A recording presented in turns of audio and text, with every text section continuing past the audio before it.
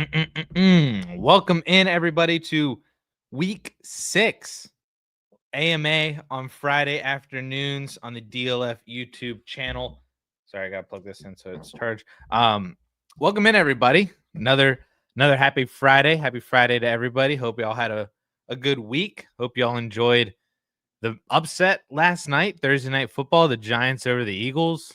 I know I did because I'm sick of Eagles fans in my area. Especially a few of my friends. But yeah, welcome in, everybody. Good to have you guys here. We already got some people asking questions as early as 9:30 in the morning, which is, I think, whenever I posted this to go up here. So let's see what we got. We got Bo says he's got a bye week issue. Pick one wide receiver and 2 flex in a PPR half tight end premium. Bourne, Ramondre, Tongas, Flanoy. I think that's how the commenter told me to say it. Flanoy. Torrey Horton, Sterling Shepard, Marcus Robinson, Bob Douglas, or Howard Fannin, who's on the taxi. I would go with the first 3, I think. Flanoy is interesting. I would play Bourne over Flanoy. Ramondre is just going to get volume. And then Tongas is actually my sneaky start at the tight end position for the week for the 4for4 channel. So let's see what John Paulson has to say about all these. I know Bourne, he had as his sneaky start for wide receiver. So he's got him at flex 65. Ramondre's flex 44. Tongas flex 108.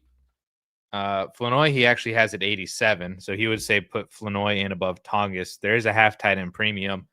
So does that matter? He's got him for that many. And then if you put Tongas in there. So with the half tight end premium, he would say to put Tongas in there with his math. And then I'm not really worried about the other guys. Like I wouldn't play Shepard even with Godwin out, Robinson, Pop Douglas, Torrey Horton. And if you don't want to pick up Fannin off the waiver, I think, or off taxi, I think that the other 3 are pretty solid starts. So I would start the first 3: Bourne, Ramondre, and Tongas. And that's who I would go with. Seth, what do you think about stashing Coker, Christian Watson, and Trey Benson with waiver claims? Could they be good additions as the season goes on and return from injury? Yeah, I mean, Benson for sure, I think it's fine. You'll probably have to wait another 5 weeks. So you kind of have to weigh out if he's worth stashing on your roster if you don't have him in an IR spot. I'm assuming this is from a redraft standpoint. If not, then, I'm assuming just because these guys wouldn't be available in Dynasty. Christian Watson, I'm not really in on. I just don't think he's all that good. And I think that there's already too many mouths to feed that we can't even get Matthew Golden enough touches. You got Romeo Doubs and Dontavian Wicks, and Jaden Reed's going to come back at some point in November. And Watson's not playing this week. I just got the notification. So I just don't really want Christian Watson. I don't really want Jalen Coker either. I know a lot of people are excited for him based on what he did last year, but they added Tedero McMillan. Bryce Young doesn't look as good. And then they still have Xavier Legette. You've got Coker coming back off the injury. It's just you got Hunter Renfrow there too. Like there's still a decent number of mouths to feed there that I don't know if Coker comes in and immediately comes back to the production that he had last year, specifically because Tedero McMillan is there seeing a bunch of targets. And I don't think he's going to steal targets away from T-Mac in favor of Jalen Coker. So if you want to pick up Trey Benson, he's the one that the most interesting one of the 3, of course, because he'll just come right back into people keep messaging me from work, so I keep getting distracted. Benson will be the one coming right back into a volume workload after he comes back. But I saw that injury is, he's out for at least 3 more weeks from the IR. But then I saw even too, they might keep him on IR for another week or 2, because I saw that was like a 4 to 6 week injury, kind of like what happened with George Kittle. Was eligible to return for this week, but he's not back. So, depends on what goes on with Trey Benson and his recovery process, that he might not even be back immediately after being eligible 3 weeks from now. So if you've got to wait 4, 5, 6 weeks for him to be back, I don't know if that's worth it, depending on what your waiver wire looks like. He also said he traded away Chuba and Godwin for Dobbins and a pick. Was that okay? With Chuba possibly entering a split and Godwin getting older and possibly declining, it seemed to make sense. Yeah, I'm not opposed to it. Dobbins and Chuba seem pretty similar. I don't know what the pick was. that you got for Chris Godwin. I would assume maybe a second, um, which I would take Godwin over a second. But I mean, it's fine. I don't think Godwin's declining. You're saying that off of 2 games of him returning back from injury when we know historically it takes him a while to return back from injuries just on his own personal, profile, but then also it's this first 2 games back from injury just as a human being, an NFL player with the rise of Emeka Ibuka as well, and now he's out again this week. So I can't say that he's declining just off of 2 games back from injury. Getting older is fine, but I don't know what the pick situation sounds like. You just if it was a second, it's okay. If it was less than a second, I'd probably take Shuba and Godwin. Sir Brooks with the $5 super chat. Thank you, my man. Thank you for the support. He's saying happy Friday, dog. Happy Friday to you. What do we got here? We got JT, Kyron, ETN, Judkins, and Woody Marks. Wide receivers are Chase, JSN, Keenan, Wandell, DJ Moore. Do you trade a running back for a wide receiver? This is redraft. Start 3 wide receiver. Thank you for the clarification on that. Yeah. So do you trade a running back for a wide receiver? You got Chase, JSN, Keenan. I would probably like to, especially because you have to start 3 wide receivers. So, we're going to get into some bye weeks here. What is Jamar Chase with Joe Flacco? Is that any better? JSN's obviously amazing. Keenan has been solid to start the year, but does he fade due to his injury? Or is the production declining a little bit because of the lack of offensive line play that we've seen the past couple of weeks? Wandale had a great game last night, so maybe he's going to be fine for the remainder of the year with Jackson Dart as the more wide receiver 1 for the Giants. That could be interesting. But I would be curious, could you package like ETN and DJ Moore or ETN and Wandale or ETN and Keenan and see if you could get an upgraded wide receiver with that package? Um, can you go after somebody? See, I'm thinking from like the dynasty landscape. What does our 4-for-4 trade calculator say that you can get? You get ETN, put him on there, and then you get. We'll say the other person wants Wandale after what he did last night. Oh, Wandale's value sucks in this redraft. So you're saying that you should be able to get somebody in the range of a Zay Flowers, George Pickens. If you can get Tedero McMillan for that kind of a package, I would do that in a heartbeat. Especially because I think this week is the week against the Cowboys. Maybe you get a Cortland Sutton. Maybe you want to buy low on a Brian Thomas Jr. I don't know if you want BTJ and Jamar Chase. I feel like you need a little bit more upside. Maybe you can go get Waddle with and it doesn't have to be Wandale.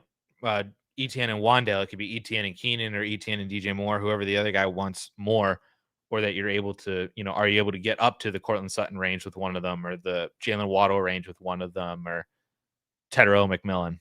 Those would be the guys that I'd probably try to see if you can get, especially Tedero McMillan. I'm all aboard the T-Mac train for the remainder of the year.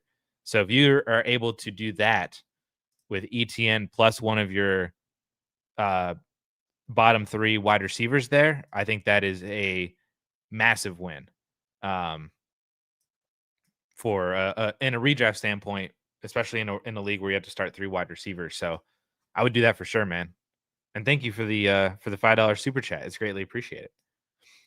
Jamie, what's going on, my man? How we doing? Good to see you in here. Drew is trading a late 26 or 27 second for Goddard and a full point tight end premium and a brainer, or should I just hold on to it for now because I don't need him? I feel like that depends on what you mean by you don't need him. Like, do you already have Bowers or like, I feel like value wise, yes, I feel like I would take Dallas Goddard in a full point tight end premium over just 1 second round pick. But to your point, if you don't need him because you have Tyler Warren, because you have Brock Bowers, because you have Trey McBride, and you want to use that second in a different way, I don't think that that's a bad thought process either. So I would be fine in either standpoint. If you want Dallas Goddard on your team, I think that's a good way to go get it if he's just costing you 1 second-round pick, especially if it's a late second. But if you really think that you just don't need him and you want to use that second in a different format, or to keep it as insurance, and then you can go buy a running back with it. Because I feel like more people might be interested in a second than Dallas Goddard, uh, and that second might be more marketable to other people than a Dallas Goddard. Um, that if you wanted to hold on to it for insurance reasons, to go buy a running back to help package a wide receiver into another wide receiver, package a running back into another running back. Um, the second is definitely more liquid. So if you wanted to hold on to it, I don't disagree with that decision either. But if you wanted Dallas Goddard, I think it's a good way to go get him, um, over a late second-round pick. Tyler with the $5 super chat. Thank you so much, Tyler, for the support here. What we got? We got Devonta Smith droppable. Is Devonta Smith droppable? Pick up Romeo Dobbs or Kendrick Bourne.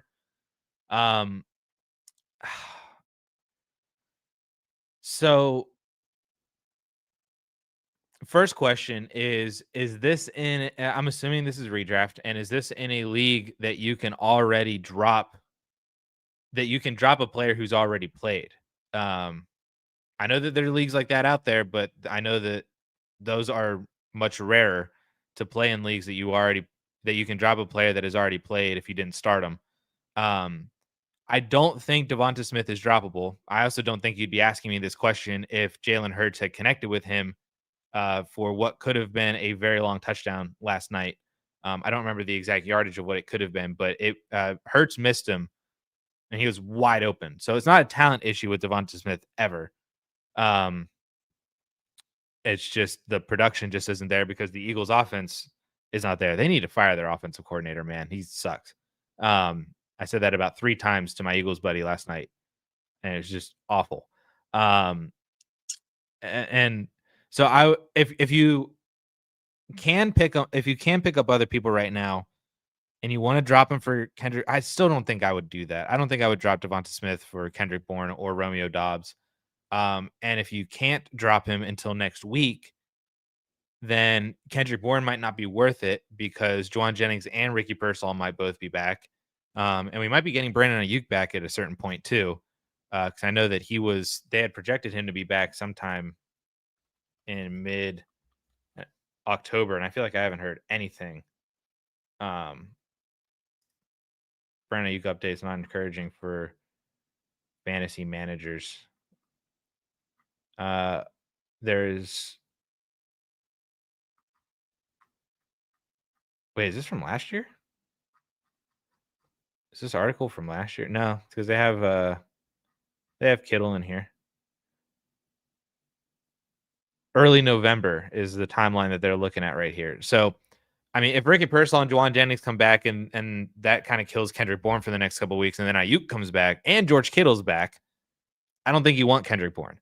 And I don't really want Romeo Dobbs either. I just would much rather have Devonta Smith. So, long-winded way to say no, I would not drop Devonta Smith for either one of those two guys.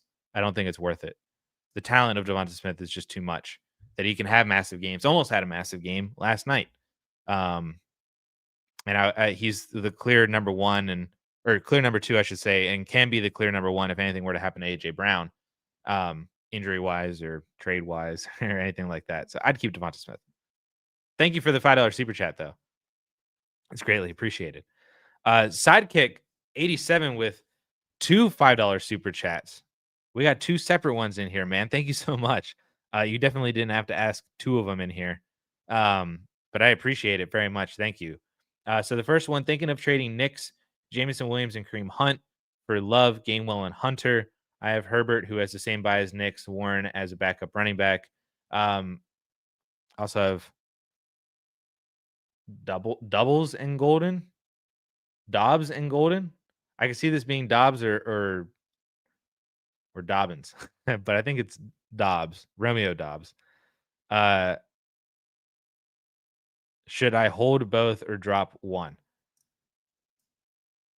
This is a redraft question as well. Sidekick kid. I'm assuming this is redraft. Anything you can do to trade off of Jameson Williams, I'm all for. And so I'd rather have Travis Hunter than Jameson Williams.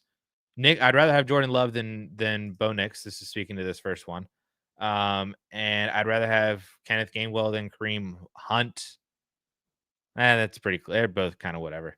But I'd rather have Love than Nix, and I'd rather have Hunter than Jameson Williams. So yes, I'm on board of doing this trade for Jordan Love. Um, and then also have as for this Dobbs or Golden, should I hold both or drop one? I think that question is more dependent on who you have to pick up. Yeah, redraft. Okay. Um, so I don't know who your pickup options are. Uh, but I would probably rather hold on to both these guys more often than not. But again, it depends on who's out there. Um, we'll see. We'll see what happens there. Tyler Sperry with the $2 super chat again. Thank you so much, Tyler. Then pick one, Dobbs or is this Booty? we gotta work on the spelling here with some of y'all. uh Dobbs or Born. This is Born from the previous one. Um is this for because I would rather start Born this week, but I would rather have Dobbs longer term, I think. So it depends on the context of the question. Do you need just one to start? In which case I would start Bourne over Dobbs this week. Um, but if you are looking for longer term upside, then I would probably just go with Romeo Dobbs. And that's that. I would not drop Devonta Smith for either one of them, though. But yeah, depending on the context of the question in terms of picking a start sit or picking a season long play, it'd be Bourne for the start this week, Dobbs for the season long play. And then sidekick kick, I'm gonna if you wanted to drop like who's out there available in terms of do we want to compare any of these options versus having Dobbs and Golden on the same team, and you wanted to consider dropping one or both of them depending on the options that you have out there, you can throw that down in the chat too. You don't need to do super chat. Uh I'll keep checking down here, but I'm gonna move back to where I left off, and then we'll see if you drop that question. But I appreciate everybody for all the super chats. Thank you guys so much for all the support. I greatly appreciate it. Where did I leave off up here? Chase, Superflex, PPR, half tight and premium. I have Derrick Henry. Do we hold on? Yes. I was thinking about trading Matthew Stafford and Derrick Henry for Josh Jacobs and Spencer Rattler until Lamar Jackson gets healthy. I did see you said this was in a dynasty format as well. I would prefer Jacobs over Derrick Henry, but moving from Stafford to Rattler. Ish. Can you get a different do we have to be adding in Stafford and then getting Rattler? Even if Stafford's your QB3, which I'd imagine that he probably is, and then you're thinking that you don't need to start Spencer Rattler because you're not starting Stafford, but you get the upgrade from Henry or Derrick Henry to Josh Jacobs.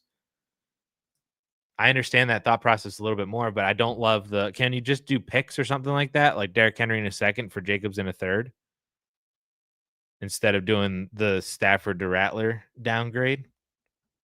I like the overall thought process behind it. I'm not all that concerned about Derrick Henry, to be honest with you. I don't think he's going to do well this week against the Rams, but and then they have a bye week, and then I think that when Lamar comes back, Derrick Henry should be fine. I'm not really super concerned about it, but I also think Josh Jacobs could be a legitimate league winner. His schedule for the remainder of the year is literally like all green. It's insane. So I do like moving over to Josh Jacobs, but if you can do that in such a way that is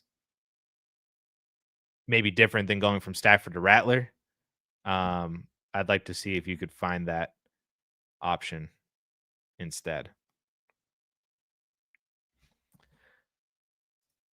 Tyler with the $5 super chat again, long term and this week, I would drop someone else. Then I guess the question is, who else are you dropping? Like that's where like the answer to me is, if you wanted to pick up a guy this week, it would be Kendrick Bourne.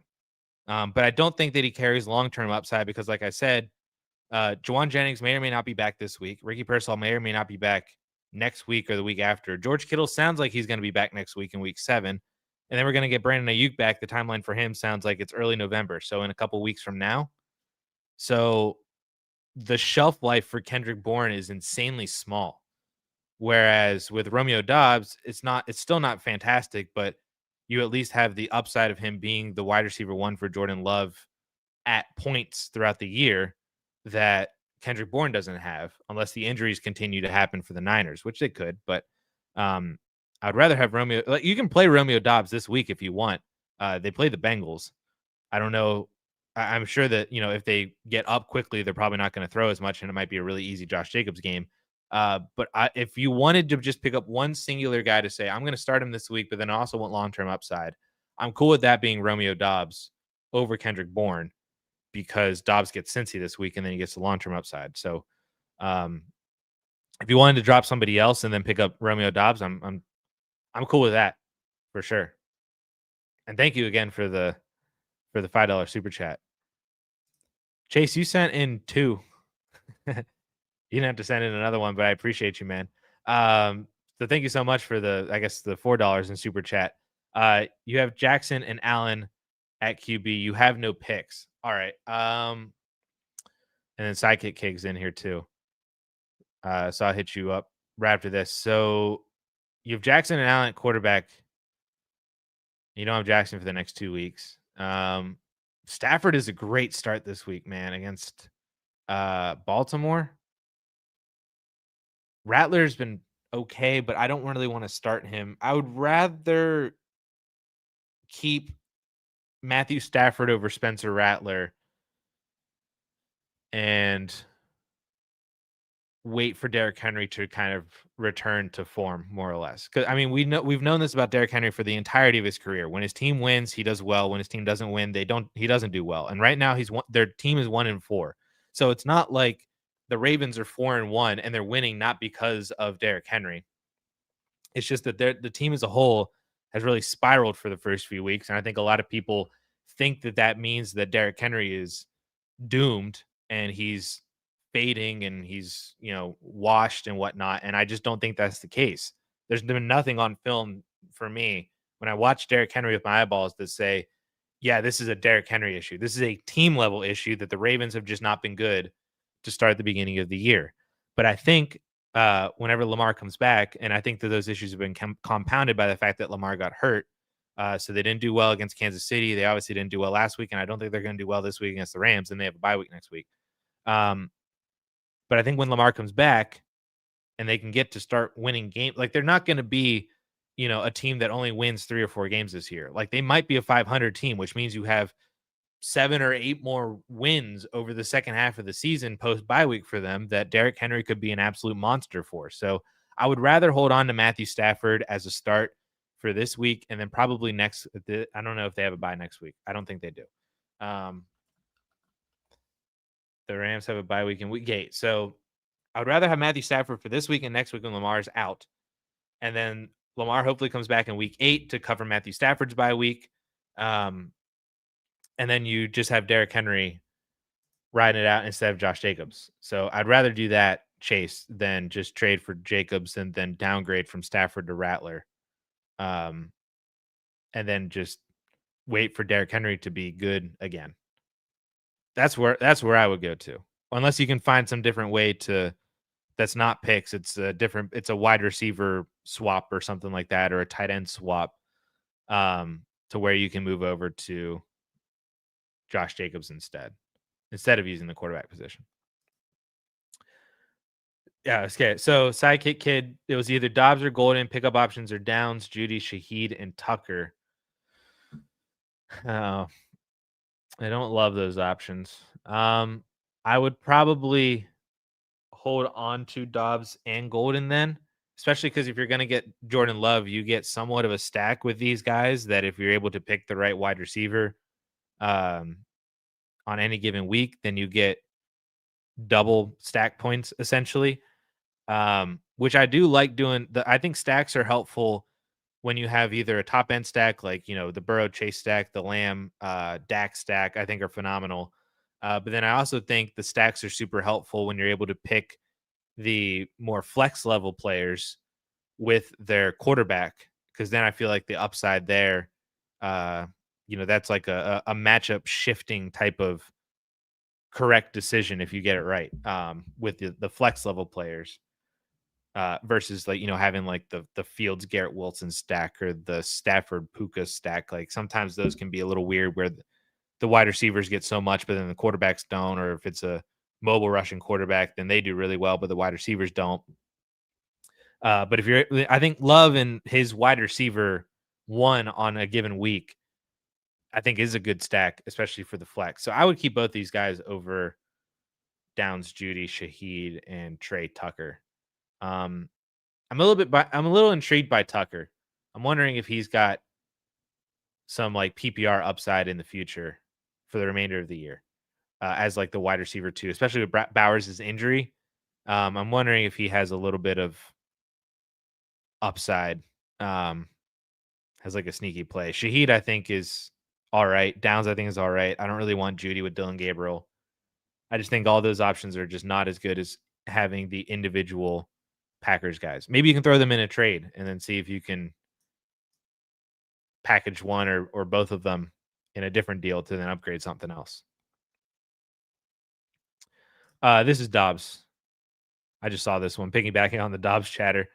I would rather have Dobbs as a bench depth because I just don't think Kareem Hunt is great. He's like in a committee with Pacheco, then he loses PPR value, which this isn't even a PPR league, to Brashard Smith. So it's just there's too many touches going along in that committee. I'd rather just have Romeo Dobbs, who feels like the wide receiver version of Kareem Hunt in some ways. So, all right, I appreciate everybody for all the super chats and stuff, and going through all that discussion. But I have to scroll all the way back up to where I left off to see where we're going. Do, do, do, do, do. Where did I leave off? That is the question. Yam Baggy, happy Friday, man. AJ Brown got better than 2 for 13. Good start to the weekend. Yes, sir. Should have had him on that touchdown or that interception that Hurts threw targeting Dotson. Man, AJ Brown was right there running a little post route on the inside, right over the middle of the field against man coverage. He won as he normally does against man coverage, and Hurts just decided not to throw it over to him. He threw it to, he didn't, I don't think he had the right read. The safety kind of dropped down. Yeah. Anyway, AJ Brown should have had a touchdown last night too, but he had a good game PPR wise for regular fantasy. Just could have been better, just like Devonta Smith. Tingley, happy Friday, man. Should I start Ridley or stream Bourne? I'd have to drop Ridley or Godwin for him. One I already used, and then flex Chase Brown, Swift, or pick up Tongus. I would play DeAndre Swift of that group. And then I would like to stream Bourne. Tennessee gets Vegas though. Let's see.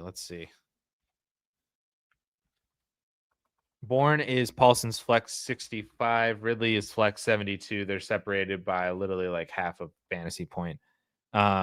Chase Brown is flex 56. Swift is flex 39, and then Tonga is way down the 100. So yeah, so Paulson agrees with me. He would play Swift, and then I think he would also agree to play Kendrick Bourne.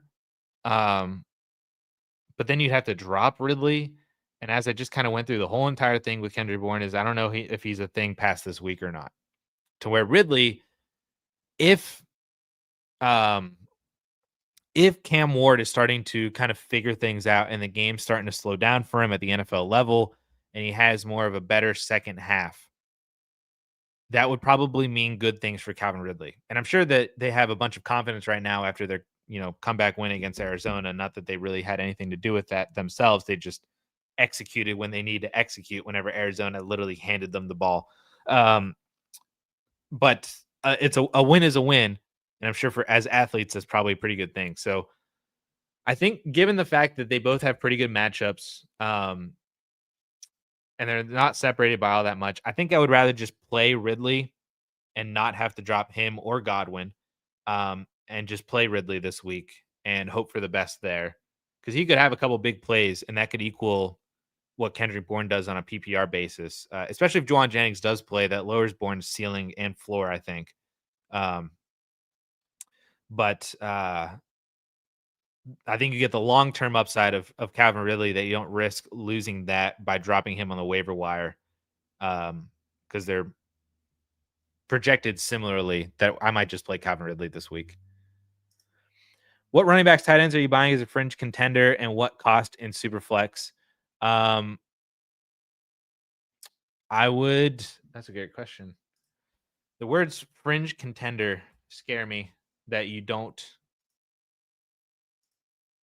actually have the team necessary to be able to do this. And you shouldn't be trading draft picks or assets to do that. That said, the tight end position, um, Ferguson, Mason Taylor, I'm not opposed to a Kincaid or Kyle Pitts if you wanted them. Hunter Henry's not too bad. And Dallas Goedert isn't bad either, for kind of cheaper tight ends. Running backs, I would imagine you probably want to go a little bit cheaper. It would be guys like J.K. Dobbins. Even DeAndre Swift wouldn't be too bad. David Montgomery, Tony Pollard. I mean, if you just wanted to buy like a Ramondre just for super cheap, or Kendra Miller, see what happens with Alvin Kamara's situation. Like I would be totally in on buying, a Javante or a Ja'Cory Krosky Merritt. Jordan Mason wouldn't be too bad either. Maybe you can buy low on a Derrick Henry, but when you say the words fringe contender, that scares me, thinking that you're overestimating how good your team actually is, and it might be wiser to, instead of investing assets into running back and tight end, the two positions that are the least impactful, from a dynasty standpoint, and shifting your assets over to those positions to try to win now. And if you don't win now, or God forbid you don't even make the playoffs, um, then you might be sitting on assets that are not worth as much as what you paid for right now. That's my only fear. But again, that's just me hypothesizing just based off your words, um, and not actually seeing what your team is. So I could be wrong based on what your team looks like.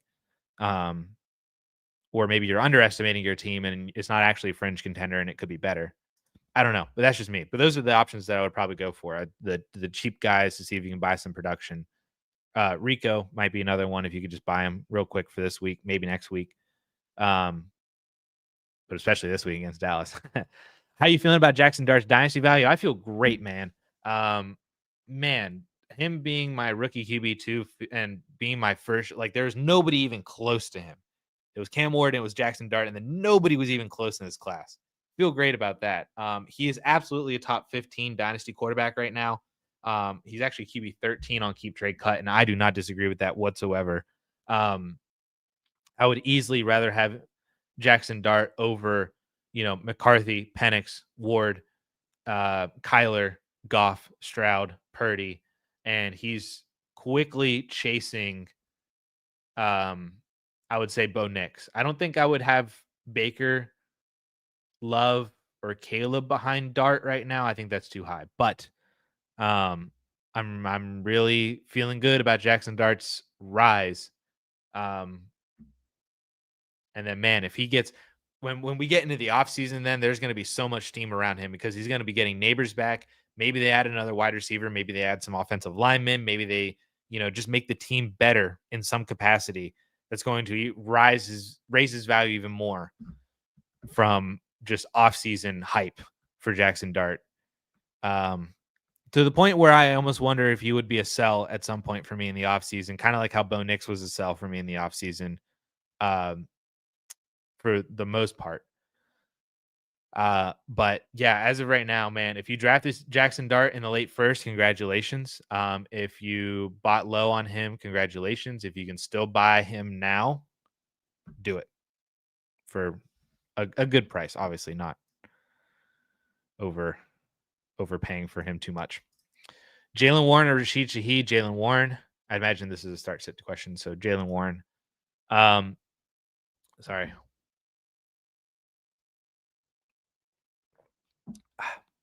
Rasheed Rice and David Montgomery for Marvin Harrison Jr., a mid first, and Pacheco. That's Marvin Harrison Jr. in the first. Honestly, I think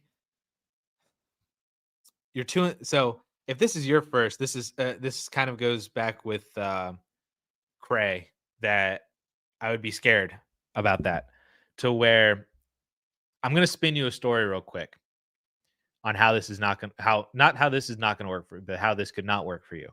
That is your 2 and 3 first. You're leaning towards contending, but you traded away Marvin Harrison Jr. over to Rasheed Rice, who is not going to be back this week. So maybe that loss at wide receiver means you also take an L this week. So now you're 2 and 4. Rasheed Rice comes back. He is either A, not as good off the injury, B, not what he used to be because of the targets being, because of Xavier Worthy's ascensions. Travis Kelce's still there. Tyquan Thornton is getting deep shots.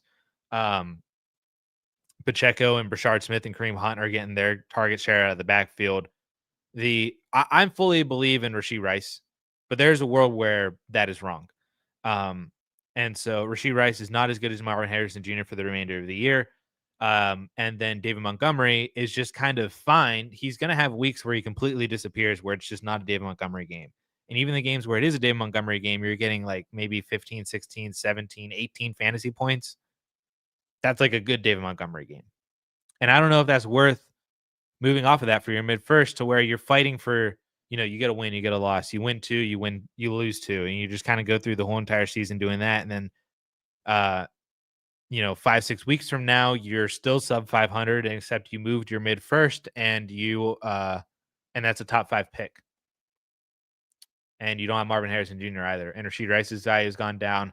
Monty's will certainly go down in the offseason because he's another year older. And, obviously he's just not the RB1. I would rather have Marvin Harrison Jr. in the mid first and Pacheco than trying to push your way into a competing window with Rice and Montgomery, assuming that that's the side you're giving up, and that is your first. I can't do it. Marvin the first. Vince, happy Friday. Happy Friday to you. On a retooling 12 team start 11, 1 quarterback. Do you have faith in Ladd to send London for Ladd and Harvey, or just hold London? Hard to get a read on Harvey's future as well. I think this is a good deal on both sides, honestly. And the fact that it's to start 11, if Ladd McConkey and RJ Harvey were to both, do well in 2026, Ladd McConkey comes back into where he was more in 2024, especially if Keenan Allen's not there. And then RJ Harvey kind of takes more and more of the backfield as the remainder of the year goes on. And then we'll kind of reevaluate that backfield with J.K. Dobbins next year. I could see a world where that's a win, but I could also see a world where Drake London is just so good, but then Ladd and RJ Harvey just continue to kind of be meh. And then you would just rather have one Drake London, plus whoever the other player is that, if you're moving London for Ladd and Harvey, and then you're starting Ladd and Harvey, who's the other player that you threw out of your starting lineup who can also be kind of thrown into the equation here for their fantasy points and for their future? I think I would rather just have Drake London as the one better individual player. But I would like to say that I have enough belief to want to take the Ladd and RJ Harvey side. And it's not to, my final answer to me saying I just want Drake London is not an indictment of Ladd or Harvey. It is just more I just want Drake London. It's a pro Drake London argument. So that's where I would go with this one and just keep London rather than the other two. Um, but I think it's a really good trade on both sides, honestly. Like if you wanted Ladd and RJ Harvey, I can't really argue against it because, like I said, I do believe that, or I have enough belief that Ladd can return to form and Harvey can be the player that we thought he was drafted to be, essentially. David, 5-0, feeling good about my team. I would hope so if you're 5-0, man. Congratulations. However, my quarterback 2 is Bryce Young.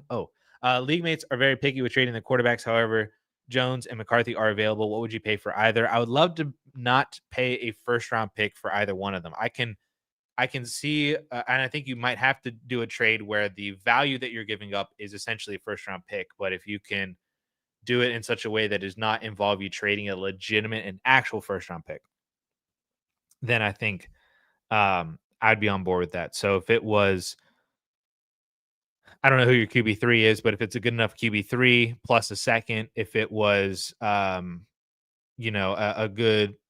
good enough wide receiver and a second or a third, if it was something along those lines where you're not legitimately giving up a first round pick, which I don't even know if you have, because you're 5-0, so you may or may not have that first round pick.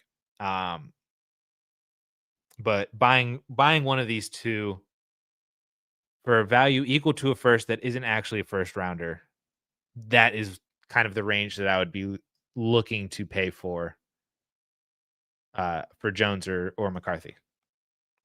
And I think I would prefer Jones as at this moment for the production that he's going to give you. Where I think Young and McCarthy are very similar as kind of upside young quarterbacks who still have hurdles to get over.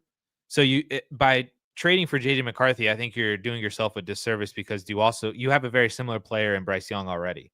To where Daniel Jones is kind of on his redemption arc right now, to where I think he's going to produce better than he's going to be the best producer of all three of these guys, Bryce, McCarthy, and Jones. He's going to be the best producer of them for the remainder of the year. But then he also has the upside of maybe he is like kind of fixed, so to speak, and he is the Colts' future quarterback for the next few years, a la Sam Darnold.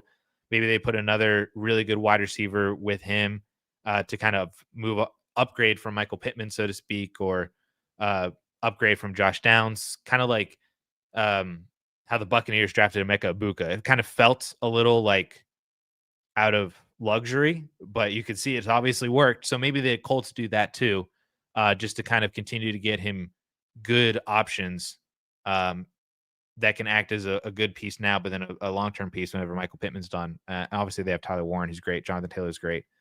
So I think of the two, I would prefer to pay for Daniel Jones than JJ McCarthy. And if you're already going to put your hope that JJ McCarthy is going to be good, I think you could just continue hoping that Bryce Young is still going to be good, or at least good enough to where maybe he just like Derek Carr's or Andy Dalton's his way into a second contract for the team.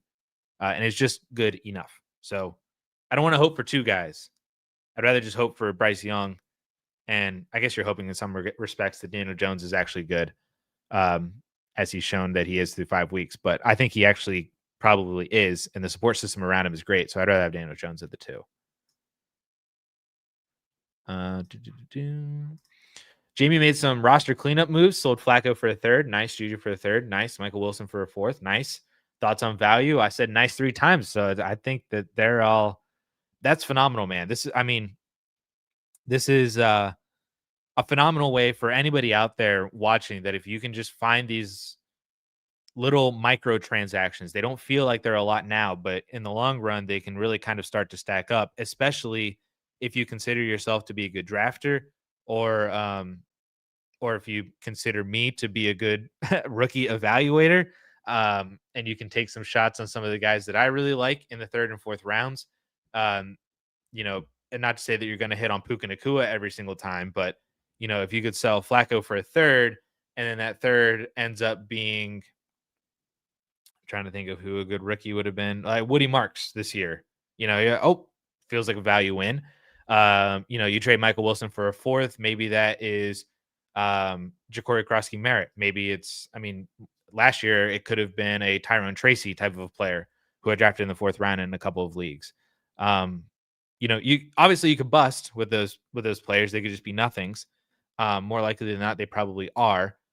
Um, but you just kind of keep doing this over and over and over again. And I think that this is a phenomenal way to play Dynasty, Jamie. So well done. Congratulations. Everybody else out there, take notes and see if you can start to do this stuff with some players who are just at the bottom of your roster, maybe have a little bit of value. You can get a third, you can get a fourth, you can get whatever. Move over to a liquid asset and a draft pick, free up another draft spot to where, or a roster spot to where you could add somebody off of waivers, maybe try to do it again, and just keep the cycle repeating. So well done, Jamie. Will traded JT Downs in a third for 2 firsts, Quentin Johnson and Kenneth Walker. Wow. Um, League is new people. People reacted like it was an overpay on his part. What do you think? Um, I do think it was an overpay on his part. Uh, that 2 firsts, Quentin Johnson and Kenneth Walker for I'm just kind of throwing Downs in a third out the window. I don't necessarily care about those pieces as much in regards to the massive overarching trade.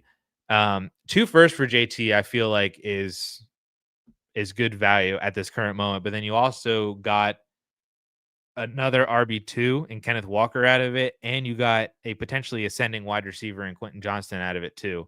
That theoretically you got maybe 3.5 firsts for JT. I mean, that is incredible value. I do think he overpaid for Jonathan Taylor. So I'm glad that you were on the right side of this, in my opinion, with the 2 firsts, Quentin Johnson and Kenneth Walker, because that is definitely the side to have. Well done, man. Serenity, hey Addison, 12 team redraft, no tight end premium, looking to trade away Marvin Mason Taylor for McBride and Jacoby. Oh, interesting. Don't have any other tight ends. Other wide receivers are Doomsday, Chase, and Ladd. What do you think?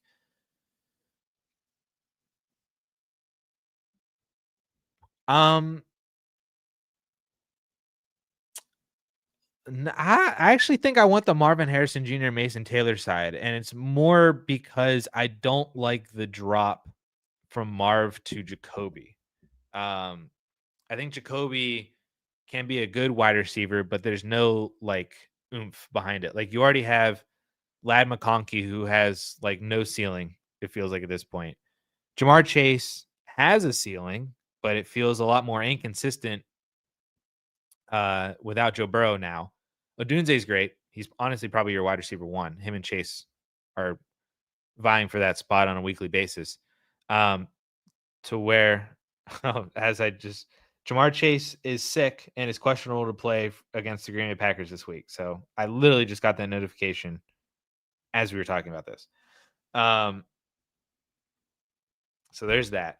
But I think Jacoby just feels like another guy that you're just not going to feel all that great about. And I know McBride can be a really good tight end, but I also think Mason Taylor could be a really good tight end too. Like there's not a ton of upside with Trey McBride at the current moment. Like it's not like he's completely setting the tight end world on fire um, with catching like 10 passes or a touchdown every single week. In fact, he's actually the tight end 4 in PPR formats on the season. He is 24 fantasy points behind Jake Ferguson, and he's 4 fantasy points behind both Kincaid and Tyler Warren, and only 2 points ahead of Hunter Henry. So it's not like Trey McBride is anything phenomenal either, to where if you look at what Mason Taylor's done the past 2 weeks, 11.5 PPR points, 17.7 PPR points.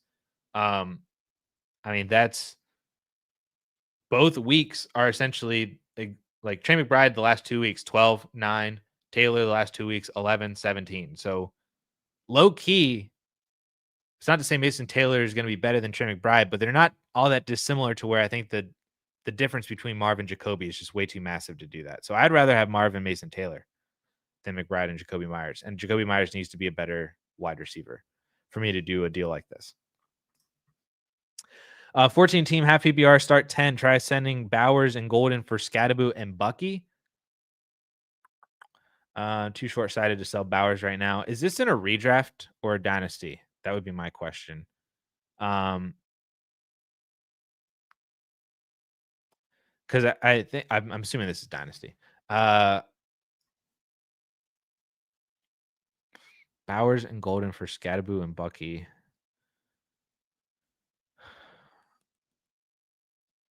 I think the value is all right. If this is a dynasty, yeah, you said dynasty, cool. I think the value is all right. Like I would rather have Scadaboo than Golden, so there's that. And Bucky versus Bowers. You have Kraft and Goddard. It is a 14 team. So having an elite tight end feels a little bit more imperative in a 14 team. But could Kraft be that elite tight end? And Goddard's just fine. I'm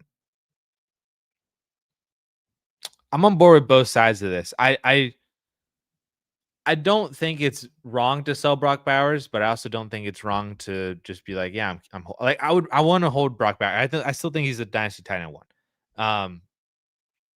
It's just the injury. He's just playing through injury right now, or has been trying to, and has been unsuccessful. So, if he just gets healthy, I think he'll be completely fine. But Bucky Irving's really good too. Scadaboo is good. My final answer for this might just come down to, are you actually competing? Because if your top running backs right now are Carter, Dowdle, and Spears, and you're not really super competitive for 2025, I would probably rather just keep Bowers and Golden. But if you are going for it, like if you're 4-1 or 3-2, I can understand going over to Bucky and Cam Scadaboo. But I think if you're 2-3, 1-4, I would probably rather just keep Brock Bowers and Matthew Golden. I think that's the context that I would answer this trade in, is if you're actually competing or not, um, on whether you keep Bowers or sell him. If you are competing, I can understand the Bucky side of this. If you're not competing, I might as well just hold on to Bowers. Somehow a playoff team, but a couple juggernauts in the league. I mean,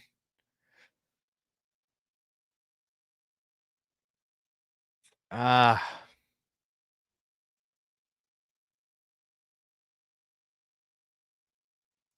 man.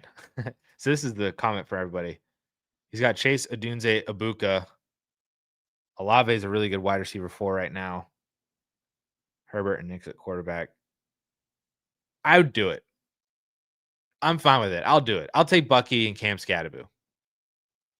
Try to see if you can push your chips in a little bit. You have Tucker Craft at tight end, so it's not like you're massively downgrading at the tight end position or something like that, or just trying to utilize one of your few elite assets to try to spread it across to gain points along your starting lineup. You have Tucker Craft in there. Give me Bucky and Cam Scadaboo here. Yeah, go for it. Try to win. Try to win. That's what we got to do at the end of the day, right? We got to try to win. So I think that's a good way to go. Try to win. Joe, happy Friday. Addison, happy Friday to you. Any thoughts on JJ McCarthy? The fourth quarter of week 1 seemed promising, but other than that, it hasn't seemed good. Should I be looking to trade him before he comes back? I think that depends on what you're getting for JJ McCarthy. It does seem like his value has lowered a lot. I mean, he's a quarterback 20 and on a keep trade cut. Like, I'm not, I wouldn't sell off of JJ McCarthy for like Cam Ward or Michael Penix or Trevor Lawrence, because again, you already have. It's just, which side do you want to hope for? And I think JJ McCarthy still has the best outlook of all those guys. I'd rather have McCarthy than Kyler Murray. I just don't want to deal with Kyler Murray anymore. I mean, if you're competing and you can go get Dak, sure. Or if you can move over to Jackson Dart, sure. But like, I think at this point, it probably isn't the best time to sell JJ McCarthy, because I want to give him the benefit of the doubt. Like, we only really saw him for like 2.5 to 3 games, to where those are the first 2.5 to 3 games of his entire career.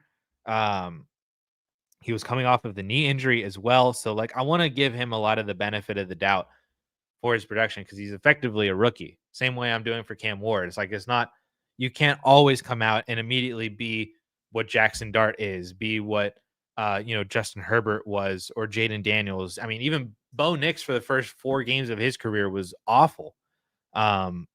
And then from like week 5, week 6 on was pretty good. So we haven't even given that sample size yet to JJ McCarthy, to where I think that he's just, I'd rather just hold on to him and just see what happens still, because nothing in my mind has changed in terms of his upside.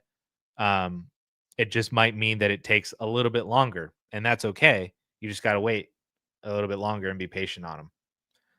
But if you want to sell him or not, depending on what the other offers are, could be like every player at the end of the day has a price tag to him that I would say yes to. So if you get that price tag, it it might probably isn't bad to solve for JJ McCarthy. It's just, do you get that price tag or not? Sean, happy Friday. Happy Friday to you. I thought my team would be a contender, but currently sitting 1-4. Ouch. Should I start selling off players? Yes, I would. Now, if that's Travion Henderson, I would not sell Travion Henderson. There's really no need to sell him at this current moment. I see that we have another Travion Henderson question coming up right here, so I can kind of flow those two together. I would not sell Torrey Horton, and I would not sell Jalen Coker. I mean, if you want to sell Jalen Coker before he comes back, you're probably getting like a third for him. These are not the types of players that I would be selling from your team, because like Horton's not doing anything, but he still kind of has upside. So he's not hurting your redraft, or not your redraft. He's not hurting your production to hurt your draft pick. And he still has long term upside. Henderson is not hurting your production right now because he's not doing anything, and he's got immense long term upside. So these are just not the players that I would want to be selling right now. Like if you watch my video about like what to do depending on where you're at and where your record currently stands, and I was saying if you're 1-4, 0-5, this is where you need to start like having a yard sale on your team. That was in the context that you still had some aging players, you had some short term kind of rental-y assets or handcuffs that have now risen to starting roles that you could sell off of. Whereas these are just not the types of players that fit those overall descriptions, uh, that I'm just not looking to sell them. So, like, for example, I would be selling T. Higgins right now if you can. He's a guy that he kind of rides the fence. I think it just depends on the value that you're getting for him, because I don't know if contenders super want him, and his value might go back up next year when Joe Burrow is back and he starts to produce again. So I would like to sell T. Higgins. I would say the slider's more on the sell side for him, but it's very dependent on what you're actually getting. JT should be sold. Kittle can be sold. So those two are the players that I would rather prefer to actually sell now, because if anything were to happen to Jonathan Taylor, his value tanks, at least for the remainder of the year. So you got to take it. Like, the other guy literally just got 2 first, Quentin Johnston and Kenneth Walker for him. Not to say that you're going to be getting something similar to that. That feels like the ceiling for returns for Jonathan Taylor, but he can get you a pretty penny. And the risk is just too great to hold on to him right now if you're not actually competitive. Same thing goes with George Kittle. Just because he's older, you have Tucker Kraft as well, so it's not like you're screwed at the tight end position long term if you move off of George Kittle. I would keep Drake London. I would keep Jalen Waddle. I would keep Rashee Rice. I would keep Travion Henderson. Coker, if you want to sell, then fine. I don't know if anybody's really buying him. If you get like a third, then okay. Torrey Horton, I don't think anybody's buying him, so there's really no point in selling him either. I wouldn't sell Drake May. I wouldn't sell Jaden Daniels. Your team is just so young that I would just be shaving off the fat, just trimming the edges essentially, so that next year you can come back and build it back up. I'm thinking along the lines of landscaping and gardening, because that's all that my wife has been trying to do for the past few weeks. So we're putting landscaping out. So it's all like, prune this and store it for the winter, so then it looks beautiful next year, that sort of thing. That's what I think is essentially happening with your team, is we need to prune and trim and move on to 2026 with selling JT and George Kittle. and maybe T. Higgins. Again, it depends on the return. Like if you get a first round pick for T. Higgins, it's gone. I don't know if you're getting that, but that's kind of what I would like to see. And then just, I mean, who knows? Maybe your team does really well. Maybe you go on a 5 or 6 game win streak, or maybe you win 6 of your next 8, and then you actually end up kind of making the playoffs or something like that. I don't know. It could be something crazy. But fantasy football is weird. But I would be shaving JT and George Kittle from your roster right now. And then where we had this. Trayvon Henderson owners getting antsy sent me an offer for my mid 26 first, not your first, a mid 26 first. Trying not to spend my first yet, so I offered Jordan Mason, Flanoy, and a third. Left the original offer out there. So I would not. I think this is a counter offer issue that I've seen sometimes. I've never had success with it. I've never had success with somebody offering me a trade and then me sending a counter offer without having declined that other trade. It makes the other person believe that other trade is on the table. You're just trying to swindle a better deal. You got to make them think that the other deal is a no-go and that this is more in line of what you actually want to do.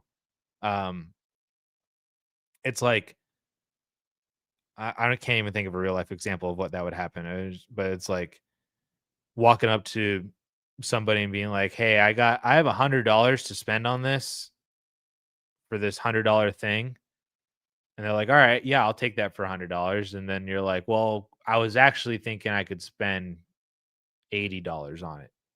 They'd be like, "Well, you just said that you would pay I don't know. I don't know what I was thinking. But it makes the other person think that the other deal is still on the table. You're just trying to undercut them a little bit on something. So I would decline the other trade if you're actually serious about getting this other deal done. I've never had success with that, to where somebody else actually accepts a deal that I countered while still leaving the original offer on the table. Maybe it works. I don't know, but I've never personally had success.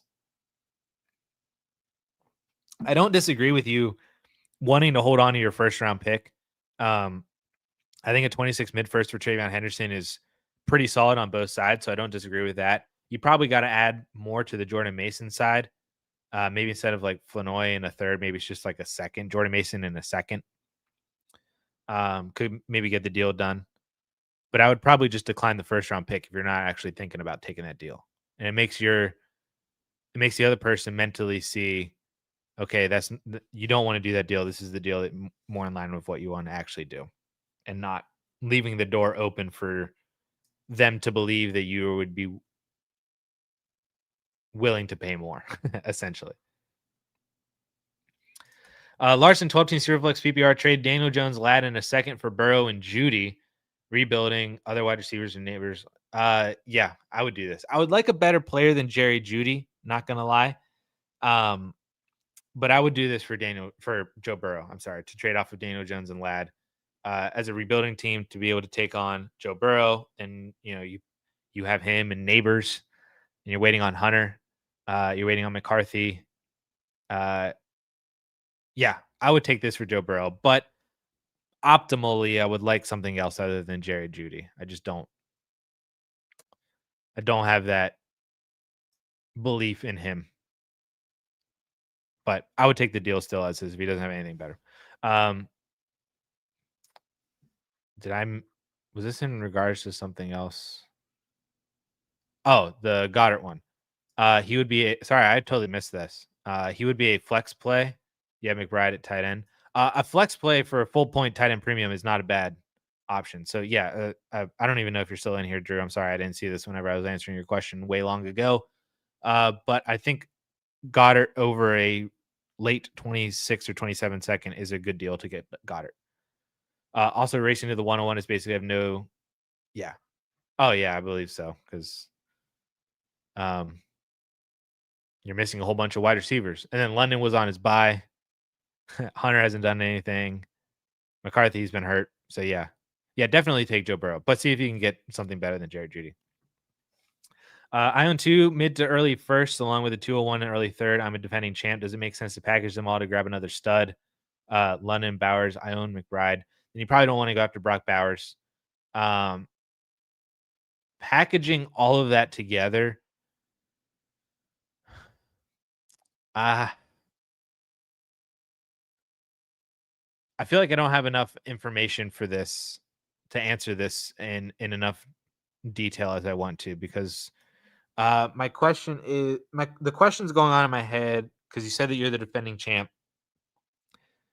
Is your team that good already to where you don't really need another upgrade somewhere?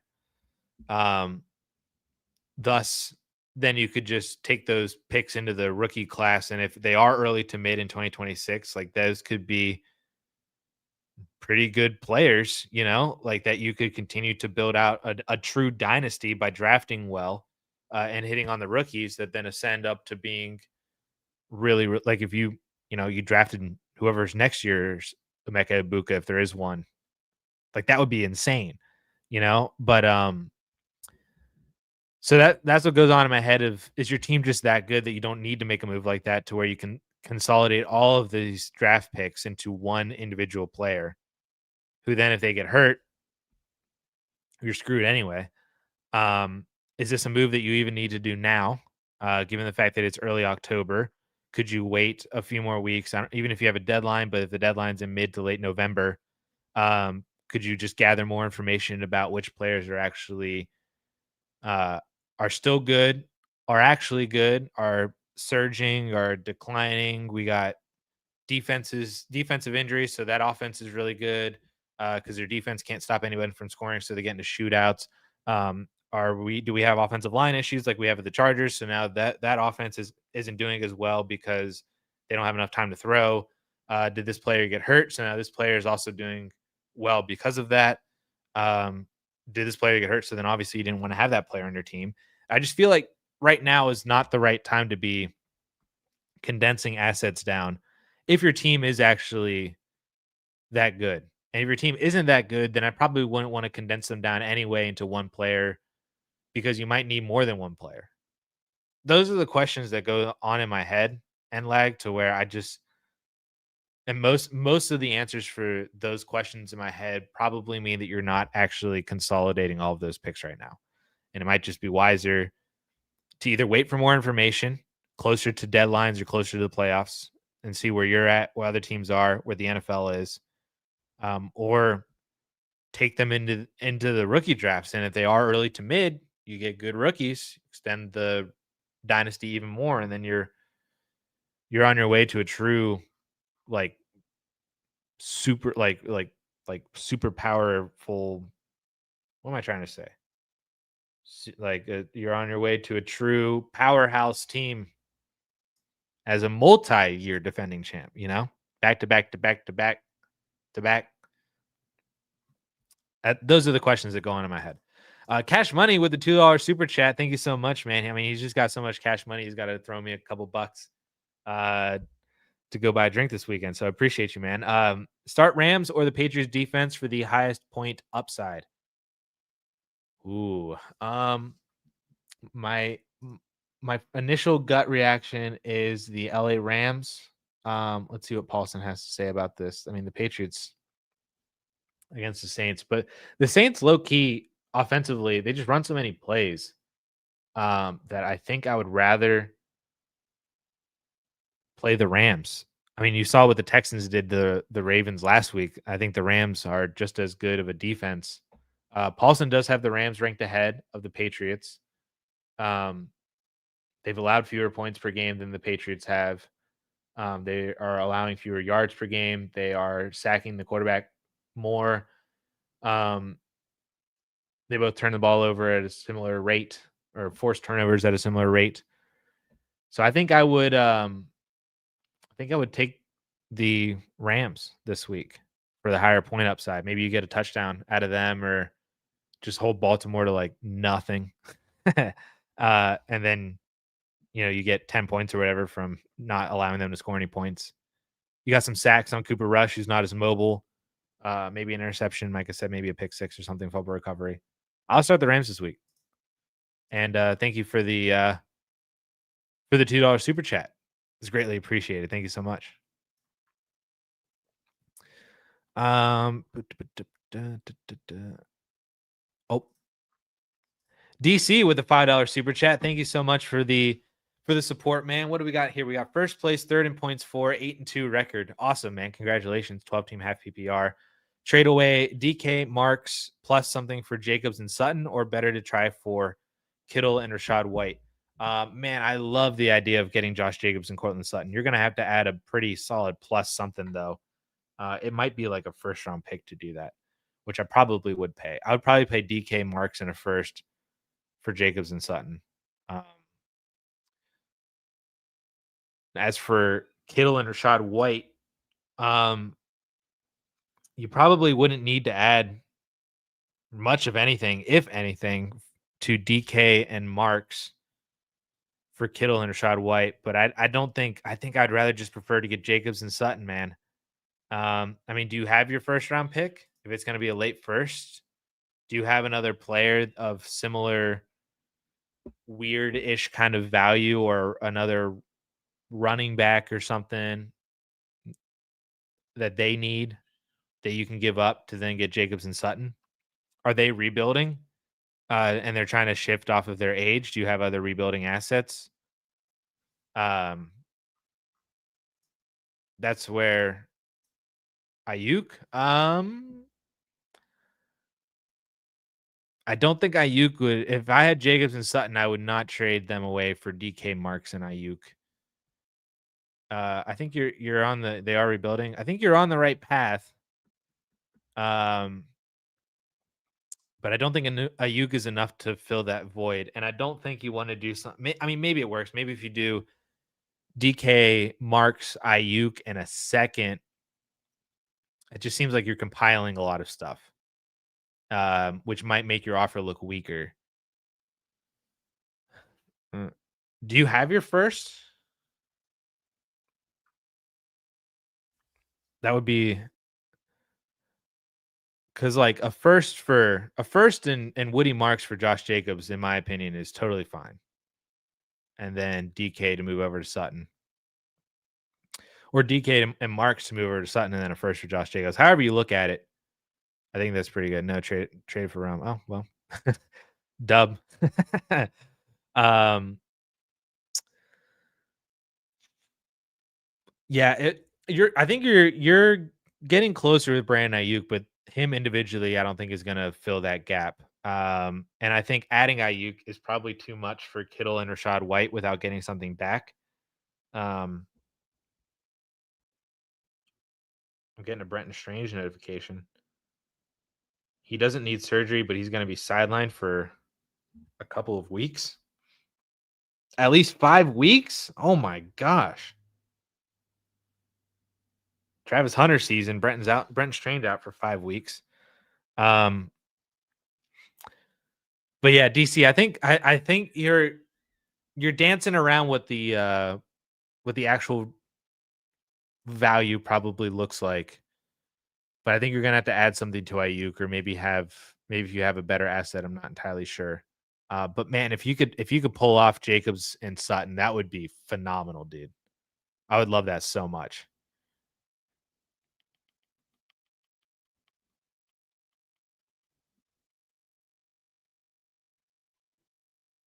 Yeah. Can you drop?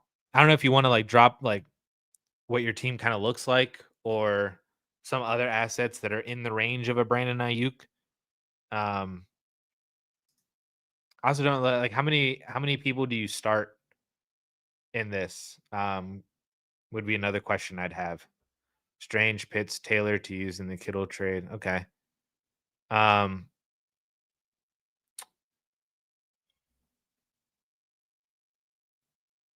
could you do DK, Ayuk, Marks, and Strange for Jacobs and Sutton? If they're rebuilding and they want a tight end like Brenton Strange, that maybe could work.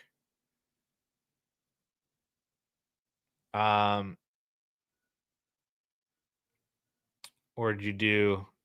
I'm not as interested in the Kittle side because I don't think Rashad White has a super long shelf life.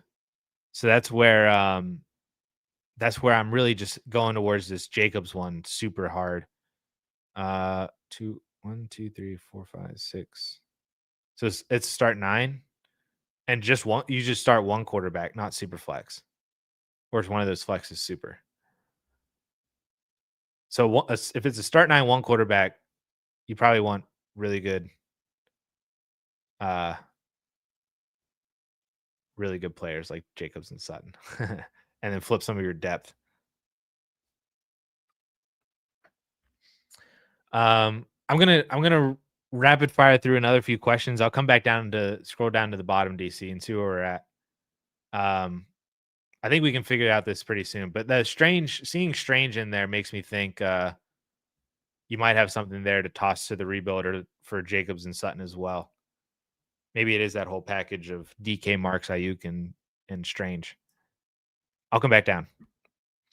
Uh, Christian, what's up, man? Potential contending roster, Superflex, half tight end premium, have Dak, Kyler, Fields. Would you do Fields and Joku in a third for a late first and Trey Harris? Absolutely. Um, or just second for Njoku.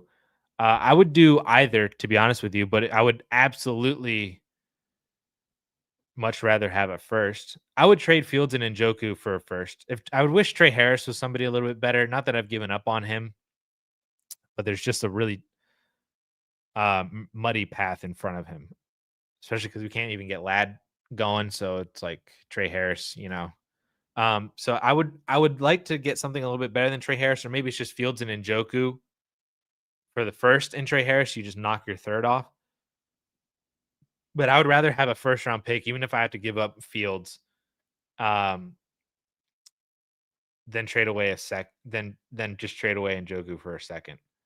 I mean, if you don't want to trade off of Fields because you are potentially contending here, that's fine. Um, but you just sold Darnold for a first. You could maybe flip Harris. Um, Tez Johnson could be worth the pickup if Godwin's out long term too. Uh, hmm. I won. I'm cool with either, to be honest with you. If you just want to sell off of David Njoku for the second, I'm super cool with that. And then maybe you use that second and package it with Justin Fields, and then that's what gets you up to, or maybe package the second with Kyler, and then that's what gets you a better quarterback from there by using the first. Those could be options for you. Maybe that's the way you go. You keep Fields for now as a contender, and then just flip Njoku for the second, and then yeah, maybe that comes along. Teams get a little bit more quarterback needy. Maybe you aren't actually a contender. Maybe you are really a contender, but then you can upgrade. Or if you are really a contender, you can just use Fields points right now too. That's not the worst thing in the world.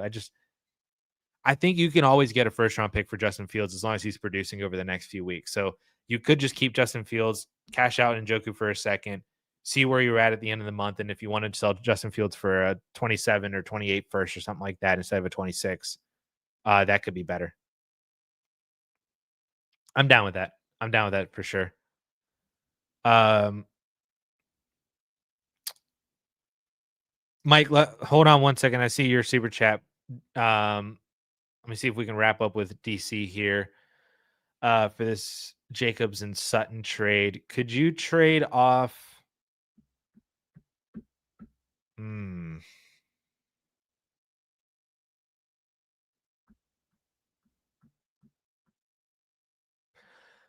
I mean, immediately what comes to mind is Jordan Addison. Could you trade DK, Marks, and Addison for Sutton and Jacobs? Because that would be really good. I mean, you would get obviously Sutton, and then you essentially turn Jordan Addison into Josh Jacobs. The rebuilder might take that. Um, then you can kind of keep Ayuk just to kind of see what happens. Or if he prefers Ayuk, you could do that. Um,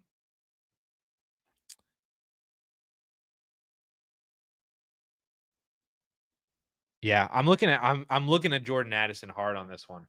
Um, oh, Not Addison, Mason. Dang it. Um, Shore Sanders will officially back up Dylan Gabriel on Sunday and serve as the Browns quarterback too. Uh,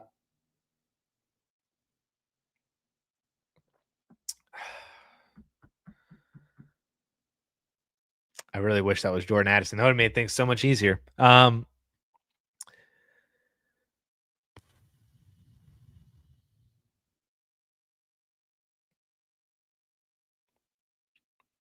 Yeah, then I think we're back to using Brenton Strange and Ayuk then.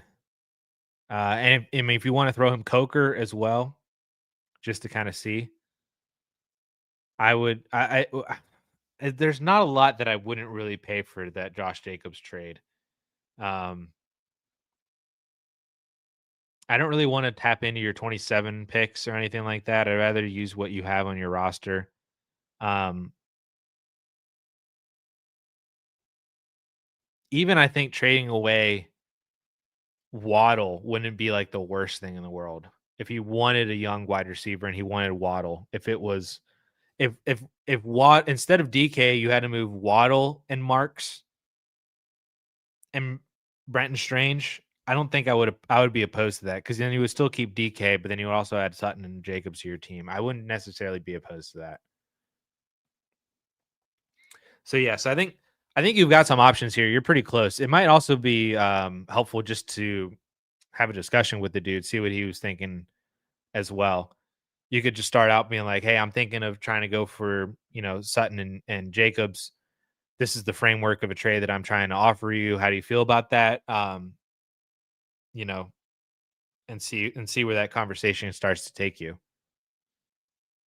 Because maybe it is just DK, um, Marks, Ayuk, and Strange, or maybe it is Waddle, Marks, and Strange, or just Waddle and Marks.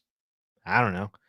Depends on what he values, but yeah, I'm very curious to see how this ultimately ends up, and that's why I'm chasing this one so much harder than that Kittle one because I just don't know if I want Rashad White as much or pay up for Kittle.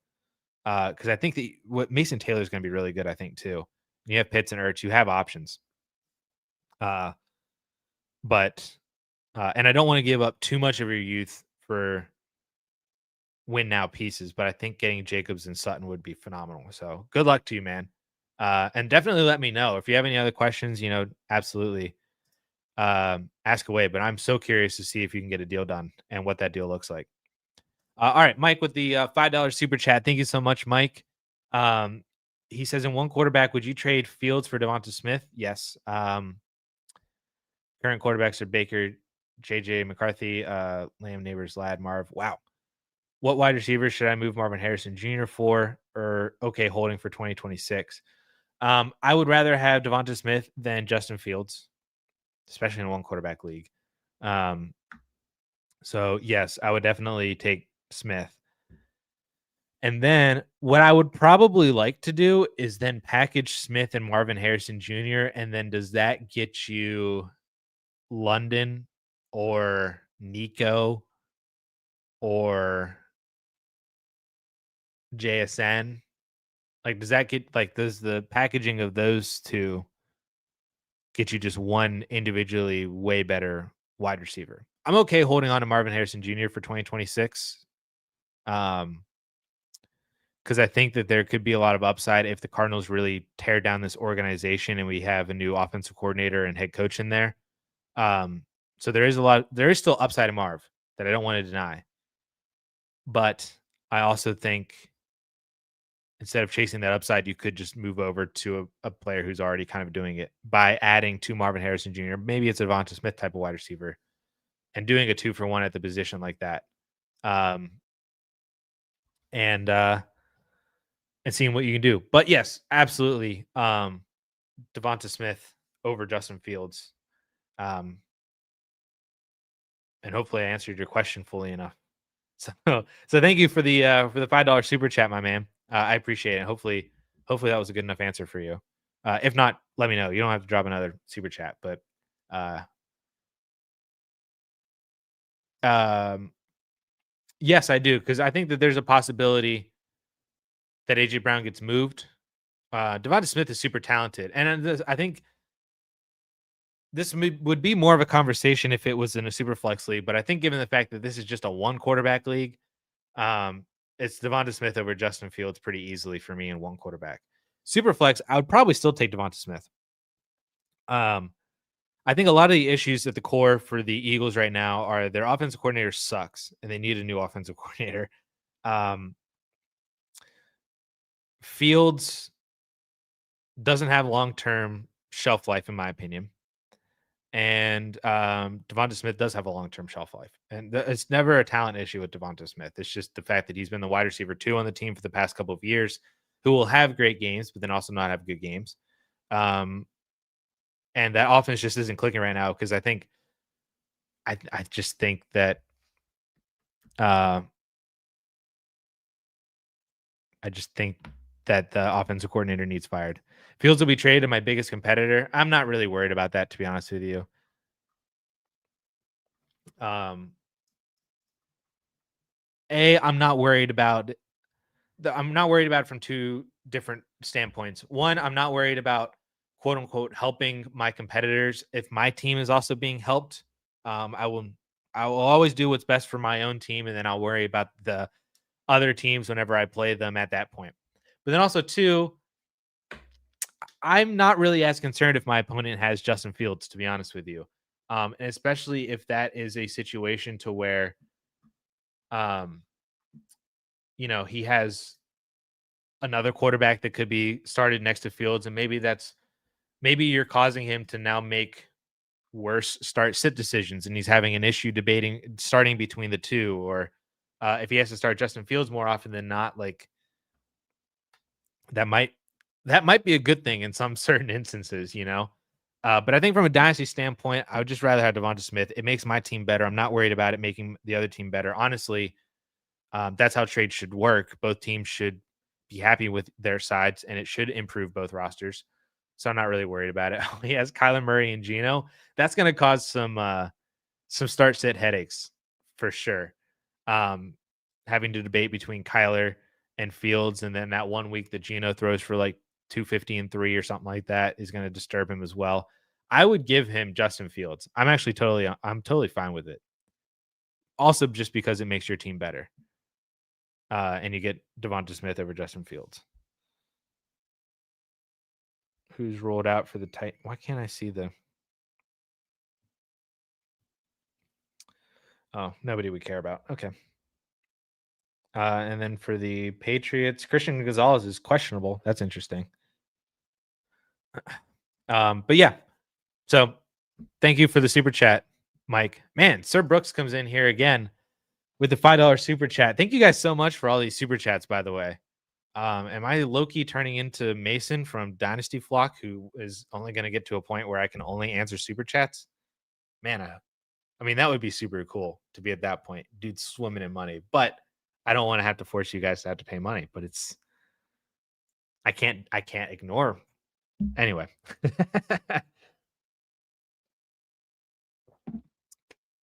Sir Brooks with the $5 super chat. Thank you so much for the support here again.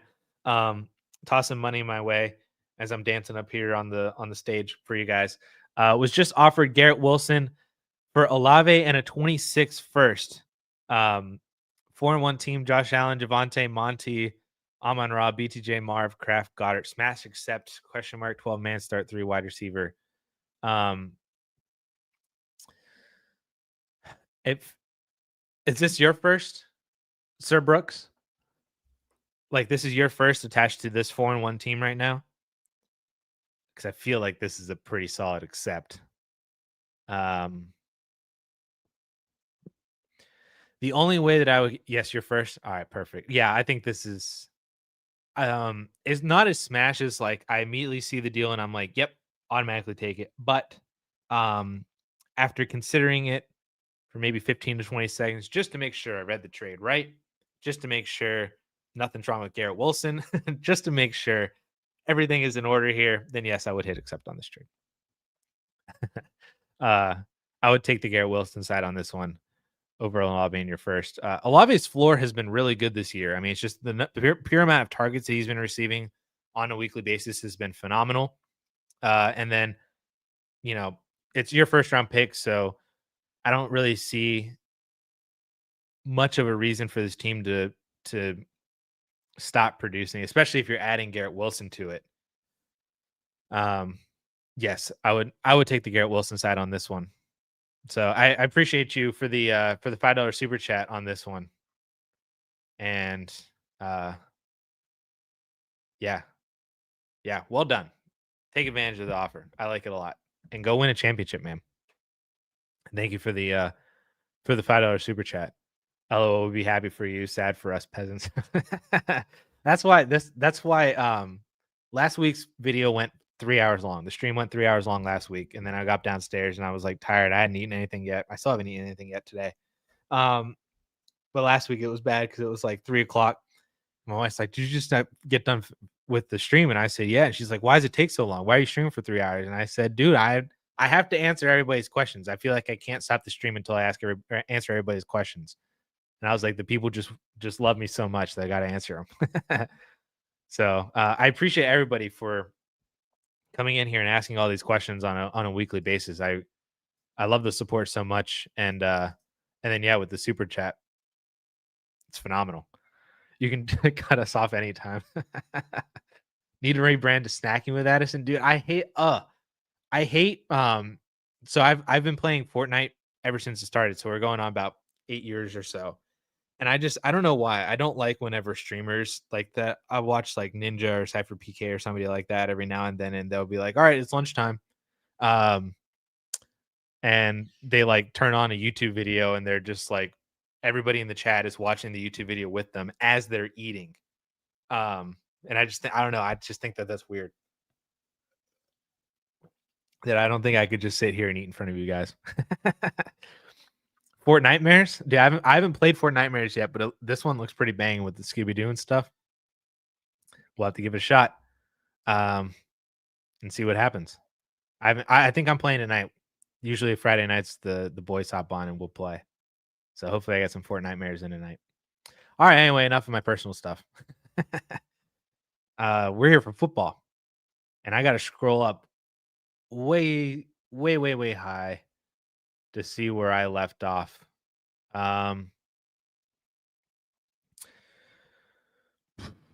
Connor, how do I feel about this trade? 10-team PPR Superflex, half PPR, 10 and premium, start 11 dynasty. I'm 1-4, but have a great team. Traded Diggs, Ridley, Jordan Mason, and 301 for a mid to late 26 first and second, and Tesla. That is a phenomenal trade, dude.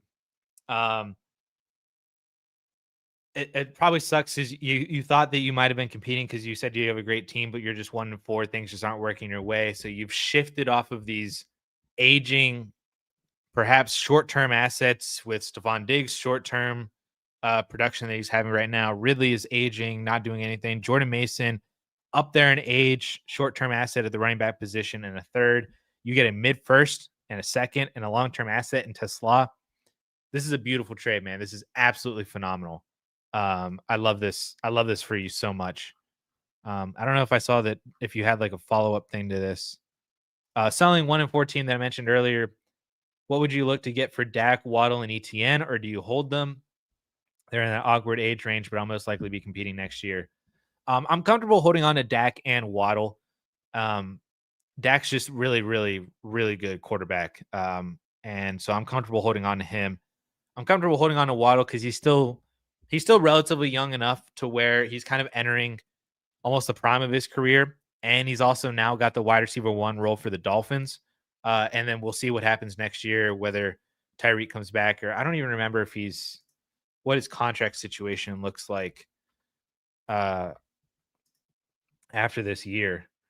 He has 1 year left on his deal. So who knows how effective he's going to be off of that horrendous knee injury that he had, to where Tyreek just might either retire next year or play out his remainder of the contract and then retire after 2026. But we might see a nice shifting here to where Waddle, obviously the wide receiver one for the remainder of the year, but then also wide receiver one for most of or even all of next year across a more hobbled Tyreek Hill. Then Tyreek retires in 2027. Then Waddle continues being the wide receiver one. So I'm comfortable keeping him. ETN is the one that I would probably be looking to trade off of. I still just I don't. He must have burned me hard, man, because I am not buying back into this ETN resurgence. I think as much as a lot of other people are. If you could sell ETN for a first round pick, I would be all about that. Especially if you're able to then just draft another rookie running back next year instead, or whoever the rookie ends up being. But I would rather just take the first round pick over ETN. I do think that he is more of a sell right now on the team that you have, especially before if he were to start ceding any snaps or carries to Bashal Tutin, if he were to get hurt at any point, then you lose even more value. Or not lose even more value, but he would lose value from that for the remainder of the year, obviously. So definitely, I would be selling Travis Etienne because I still don't see that much long term upside with him. To where the production that he's giving you now is nice, but that's probably better for a contender, and they're probably willing to pay a first round pick for it right now. So I would be selling ETN, but I would hold on to the other two. Back up.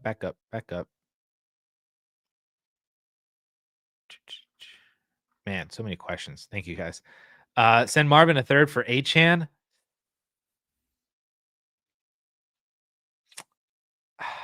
I'd probably rather just hold on to Marv. Achan is fine, but there's also a lot of question marks around the Dolphins offense too. Not so much, I think, for Waddle. I think Waddle's going to be fine.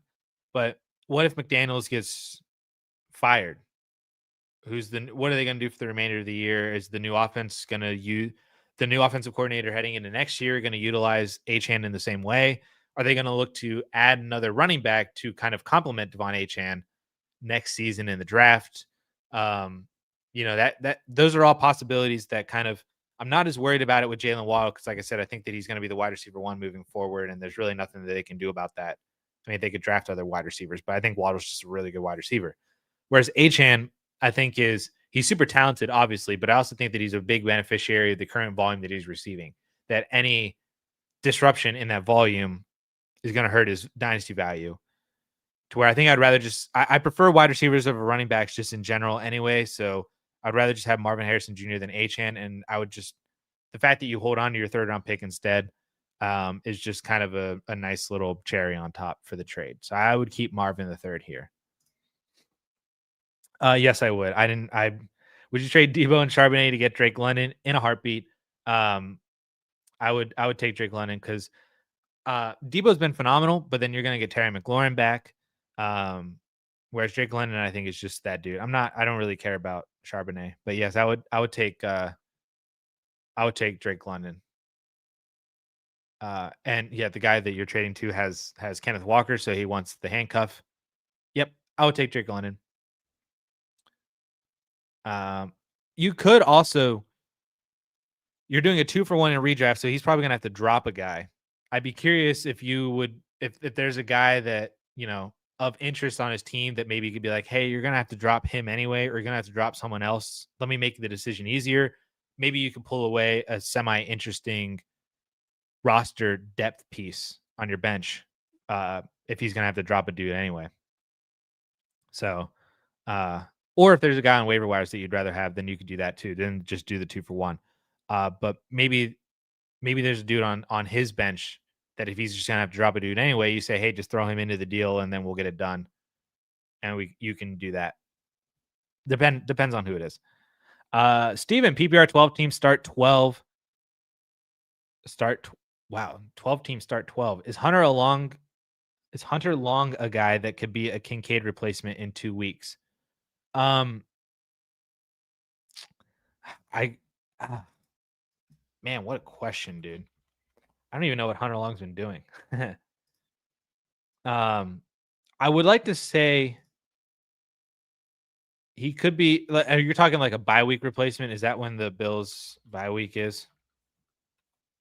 Is in week 7. Yeah, I would imagine that out of the tight ends or out of the options that the Jaguars have, that he could be an interesting option behind to replace Brenton Stranger, to say. So he was 3 targets, 2 for 12 in week 3, 3 targets, 3 for 23 and a touchdown in week 4, and then had 1 target, 1 catch, 3 yards last week. I think he's an option. I will say that. So I think it just depends on who else you have, I should say. um, oh, let's see. We got a lot of other questions. Ask, I eat something pre-show. Ghost Face Mythic is so fun.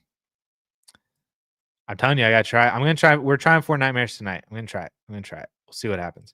But I would say, to answer Steven your question, yes, I would say that Hunter Long is an option, but I don't know if he's the best option. It would just depend on who else is available for you.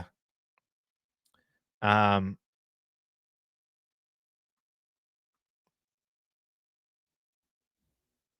did I Lex? Did I hit it now? Is this in reference to the H-Hand one, or not the H-Hand one? The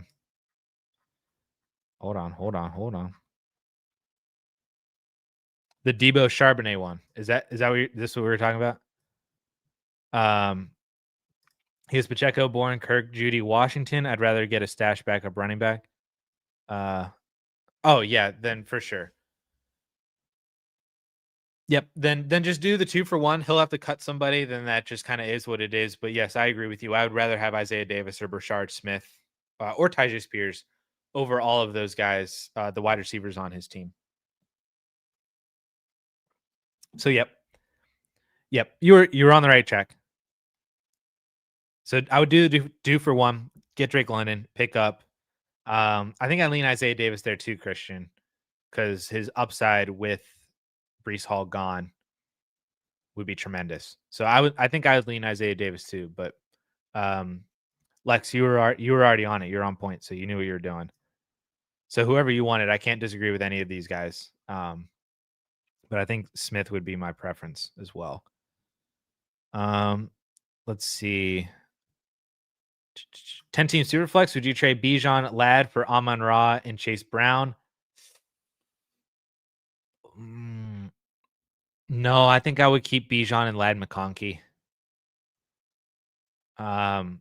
Chase Brown makes me so sad, man. I think I would rather just keep Bijan and Ladd. What happened to the more rapid fire idea? People got around it. I know. I need to be better. Piggybacking off the Jackson Allen question, who's a good third quarterback to target?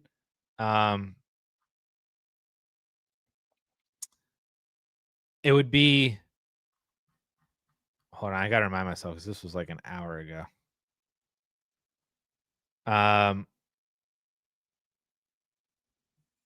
Who would be a good quarterback to?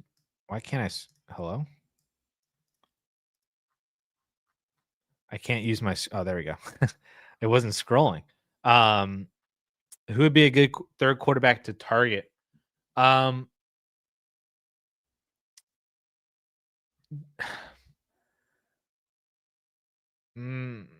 Rodgers. I'm looking at the strength of schedule for the quarterback position. I was doing this for the Justin Fields talk earlier. Strength of schedule for the quarterback position for the remainder of the year. Aaron Rodgers has the 6th easiest schedule for the remainder of the season. Then you have Bryce Young has like the 10th. Is that 10? 6, 7, 8, 9, 10? Yeah, 10th easiest. Tua has the 4th easiest. Actually, since he has the easiest, Baltimore is 2nd, and then Cleveland's 3rd. So I don't know. Take with that information as you will.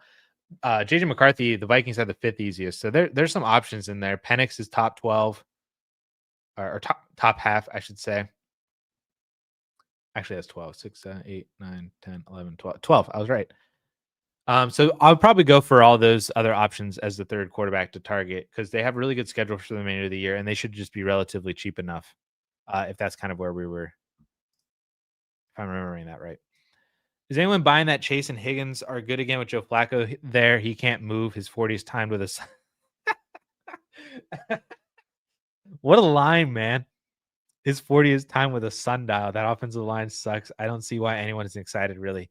Yeah, I'm with you on that one. My initial reaction was kind of with everybody where it was like, oh, dude, Joe Flacco, better than Jake Browning. Then I thought about it after like 5 minutes, and I was like, wait. Jake Browning is probably a better option for them given the offensive line. I think Joe Flacco is a better quarterback than Jake Browning. I feel like that's a solid take, is to say that Joe Flacco is just, as a quarterback, better than Jake Browning. And I'm listening to the footballers, and Andy was saying about how, there's just play processing, defensive prospect processing, like the pre-snap analysis of what's going to happen, it and how the play is going to develop. All that stuff. The speed is on the Joe Flacco side, mentally having that ability with all of his experience, and just, I mean, being like a Super Bowl winning quarterback. Uh, all of that is there for Jake Browning. It's just, and obviously the arm is still there. Uh, Maybe not as accurate or whatever, and he has the same turnover tendencies as Jake Browning. Um, but obviously Jake Browning just has like 15 years of age on him to where he's just so much more athletic. And I remember I looked up, Jake Browning had 31 rushing yards last week. The last time that Joe Flacco had 30 rushing yards was in 2017. He's only had 30 rushing yards 4 times in his career, 3 of which were before the 2011 season. They were like two were in 2008, maybe one was in either 10 or 11. And the other one, the most recent one, was in 2017. So yes, Joe Burrow, his 40 time is time with a sundial. That is a hilarious line. What I think that this does for Chase and Higgins is it might help to raise the floor a little bit to where the dud games are not completely duds, to where maybe it elevates them above a 5 or 6 point PPR floor instead of like a 2 or 3 point PPR floor, especially for Higgins. Um, I don't think it's so I don't think it's going to upset the ceiling too much, especially like I just mentioned, like the Bengals have literally the easiest strength of schedule for the remainder of the season for opposing quarterbacks, which that also then translates over to wide receivers as well. So I think Flacco can help them with a floor, um, than so much the ceiling. So I think the ceiling hasn't really changed. Obviously, the ceiling for Jamar Chase is he could just literally do anything himself with the ball in his hands. They just got to get him the ball in his hands. And I think Flacco is going to be slightly better than Jake Browning at getting the ball into his hands, even though, yes, more than likely he will probably disintegrate behind that offensive line. um, so that's where I'm at. Obviously, if anybody's like super hardcore happy about T. Higgins, then you can sell him before we see it on the field. Then I would do that. If this raised Chase's value in redraft, and you could sell him over to a different wide receiver like an Amon Ra or CeeDee Lamb or even maybe like a Jefferson, I'm not opposed to that either. But it is, I think it is a net positive. It's just over exaggerated how positive it is, I think, is where you and I can agree on that. Start this week, AJ Barner, Kate Otten, or Harold Fannin. I would start. Paulson's sneaky start this week was Harold Fannin. Let's see. We've got not Harold Fannin. It was AJ Barner. I'm sorry. So Kate Otten is coming in as the tight end 13 in Paulson's rankings. Harold Fannin is coming in at tight end 19, and AJ Barner is coming in at tight end 22. So Paulson would say Kate Otten, and I think that is the right call considering that Chris Godwin is out. So yeah, I would start Kate Otten. I really do appreciate you answering everybody's questions. You're the man. Top tier you are. Thank you, Speckle. I'm here for the people. We probably should really rapid fire these things. What do you think of trading Mahomes and Brees to receive Lamar, Dobbins, and Daniel Jones? I was leaning hold, but wanting a second opinion. No, I would take Lamar, Dobbins, and Daniel Jones. Yeah, I like that. I don't think there's much of a difference, honestly, between Dobbins and Brees. Brees is better, but I don't know if there's too much of a difference to where I would rather have Lamar than Patrick Mahomes moving forward. And then you get Daniel Jones for the next couple of weeks while Lamar's out. I think I would rather have the Lamar Dobbins side on this one. And then maybe you could even flip Daniel Jones later for something better, for more of a profit as well. So yeah, give me Lamar. Trade away Debo, Sutton, and Bill for McMillan, London, and Henry. Man, we gotta put some first names on here now because we have multiple McMillans and we have multiple Henrys. I'm assuming that this is Tedero McMillan, but the Henry one, I'm not entirely sure on. Let's see if I can answer this both ways.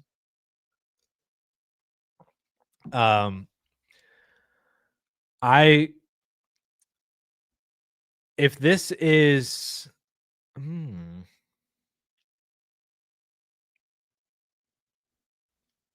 if that's Hunter Henry, we'll say worst case scenario that is Hunter Henry. I would take the deep. Yes, I would take the Debo side if that's Hunter Henry. If it's Derrick Henry, I would definitely take the Tedero McMillan, Drake London side. So yeah, so we got to get some. There's too many players with the same last names in there. So, but yes, I'll take the Tedero McMillan side if that's Derrick Henry. If it's Hunter Henry, I'll take the Debo side. Jefferson or BTJ in 2 firsts. Oh man, it's probably BTJ in the 2 firsts. Man, that value is insane. Jefferson's probably worth it though. I think this is probably one where if you had BTJ in the 2 firsts, I'm not paying that for Justin Jefferson. But if you had Jefferson, I would probably sell it for BTJ in the 2 firsts. I'm comfortable selling, but it's harder to do that because if you had Jefferson, it'd be harder to trade him away, I think. If this is a rebuilding team, I think it's a good way to rebuild. You get BTJ for the future, you get the 2 firsts. But I would not consolidate those assets down into Justin Jefferson. Hopefully that makes sense. Got Neighbors for Genty. Wow. Higgins for Sutton Spears. Wow. I'm in the league. Well, the Sutton one's not as wow, but the Neighbors for Genty one's cool. In a league, I'm 3-2, but don't feel good about contending. No, I love it. I love the Genty for Neighbors one. Then Sutton Spears for Higgins. Like if Higgins and Sutton scored similarly for the remainder of the year, I wouldn't be super surprised. It's more of a negative Sutton take, I guess. I really, really like Courtland Sutton, so I don't want to sound negative on him. But maybe Higgins does better over the second half of the season because he has a really easy schedule. Maybe Joe Flacco is good for them. So yeah, I love the Genty for Neighbors one. I think that's great. Especially if you're more looking towards the future. That's phenomenal. What to get for Daniel Jones? I tried Kyler Murray. I would love to just get can you just get a first? I think would be the most ideal. Or, you can move over to one of the other like upside guys, like a McCarthy, Cam Ward, type of a player. Or maybe yeah, that's probably where I would end up going. Either first or Ward or McCarthy or somebody like that. Somebody who needs a quarterback and then see what they have at quarterbacks. Either they have an underperformer or they just have a draft pick. And that's probably the way I would go. Your boy, contending 12-team Superflex, contending and traded BTJ in a first and a third for Justin Jefferson, still believe in BTJ as a talent. This is much better. So I would have taken the Justin Jefferson side on this one. I fully endorse this. But when that other piece became the second first for Vince, that's where I drew the line kind of and would take the BTJ side. But for your boy here, BTJ in a first and a third for Justin Jefferson, I think that's a really good way to go by Justin Jefferson. I like that a lot. Oh, we did this one already. Send Fields and Javonte for Purdy or Javonte plus for McCarthy. I think you're leaving some meat on the bone with Purdy. And if you did Fields and Javonte for McCarthy, I still feel like you're leaving some meat on the bone too. I think you can do better chasing breakers, honestly. I think that you're selling your side a little bit short with Fields and Javonte. I know they feel like very short-term assets, but I feel like people would probably pay for the production that they're giving you right now. Sent 2 seconds for Rattler and Mason Taylor. Need a spot start at tight end and a backup quarterback. Well, I would probably play 2 seconds for Mason Taylor individually. So you got a free Spencer Rattler. Well done, Connor. Love it a lot. Dynasty, I want to sell Ridley for tight end or running back. What can I get or what should I target for? Also have a first I can use. You're probably not gonna get much. Um, let's see. I'm just curious on where Ridley is in keep trade cut. Am I too far? Am I too high? I'm too low. What?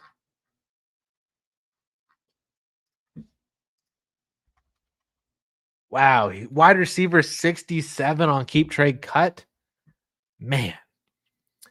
So at the tight end position, if you could get a Dallas Goddard, I'd be on board with that. If you could get, um, that's probably the only one straight up for value that you could try to get.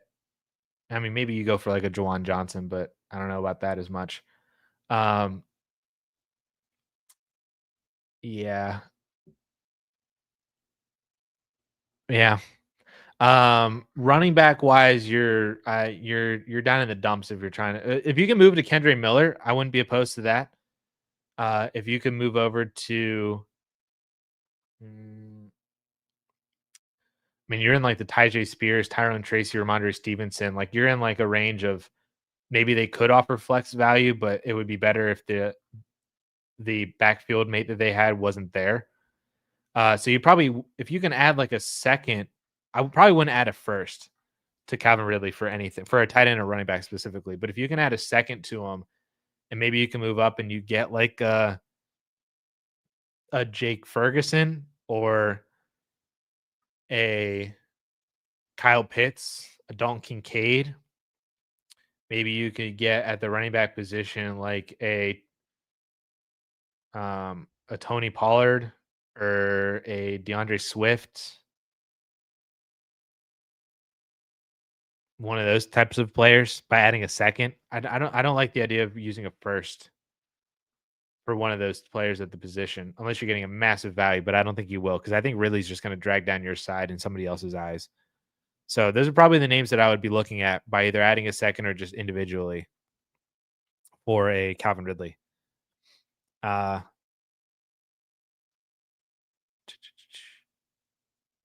uh, Ben lucked into 4-1. Have all young guys, but sold my running backs last year when they peaked. So now my top two are Ja'Cory Crossy Merritt and Zach Charbonnet. After losing Hampton, who would you target to compete or keep value, if at all? Tony Pollard. Maybe you buy like a really cheap Ramondre Stevenson just to have. Maybe you go for Chuba while he's kind of injured. Maybe you go for a Jordan Mason. Maybe you try to buy Trey Benson while he's injured right now. Buy low on like an RJ Harvey to see maybe you get some flex appeal out of him, but then there's also the upside for the future. I would pay something cheap. I wouldn't just use your first round pick. So I would like to use something a little bit cheaper in there to just go buy somebody to Jalen Warren, maybe to replace some production. Um, and then if you're still a contender for the remainder of the month, I would say, which you might be, then maybe you could try to buy somebody else closer to the deadline or make a bigger move to go try to get like a bigger name guy like a Josh Jacobs or somebody like that. But I think what I would do is I would take a look at the teams that are rebuilding in your league already. And if they have, which running backs do they have? Because I could spew out all these names right now, but you could go check and be like, oh, Tony Pollard's on this 4-1 team. He needs them. And then, Chuba's on a 3-2 team. He still wants them. And then, RJ Harvey's actually on the 5-0 team right now. So maybe he would, maybe he wouldn't. I don't know. But it's hard to buy contending running back assets because more than likely those pieces are already on contending rosters and they're not going to trade them away. So it would be better to actually just, this is the way I do it, is I would take a look at all the rebuilding teams in your league, the teams that are 0-5, 1-4 right now, maybe even some of the 2-3 teams just to sneak what's going on with their roster. And then from there, that kind of makes you a list of which running backs could be available to buy in trades. And then from there, you match those running backs with the assets that you have / are willing to give up. essentially your budget for this type of a player. And then that's where you start sending out some offers and seeing if you can get some deals done. Because those starting running backs on rebuilding teams are going to be the running backs that are most likely available, and could also be the acquired cheapest if you're able to do that. So that's how I would go about trying to buy a running back for you right now to see if you actually can pull this one out. So good luck to you, Ben. The fact that you're 4-1 is tremendous. Oh, DC, we got that one already. Trade with Burrow goes through from earlier. Would you trade McCarthy now as I have Burrow in May? Have an offer for a mid-first for McCarthy, or do you just hold your QB3? I would rather just hold the QB3, especially over just a random first, because then, say you want to use that first on a quarterback next year. Well, does that quarterback have as good of a situation as JJ McCarthy? Are they as good a prospect as JJ McCarthy? Maybe it's not a quarterback, but a first-round pick from McCarthy, I'd rather just hold on to him for the upside that he still possesses rather than sell for a first right now. Because I feel like even if McCarthy's bad for the next 8 weeks, and I say bad as in he's not like the worst quarterback in the league, but he's just not great. I still think you can still get a first round pick for JJ McCarthy later in the offseason because he's still so young, still has a bunch of upside that, that cost to trade him away should still be there even after having seen him once he's returned from this injury and actually playing some more games. But the upside, if he actually hits, is obviously tremendously more than just a random first round pick. Jared, back to the fringe contender question. Awesome.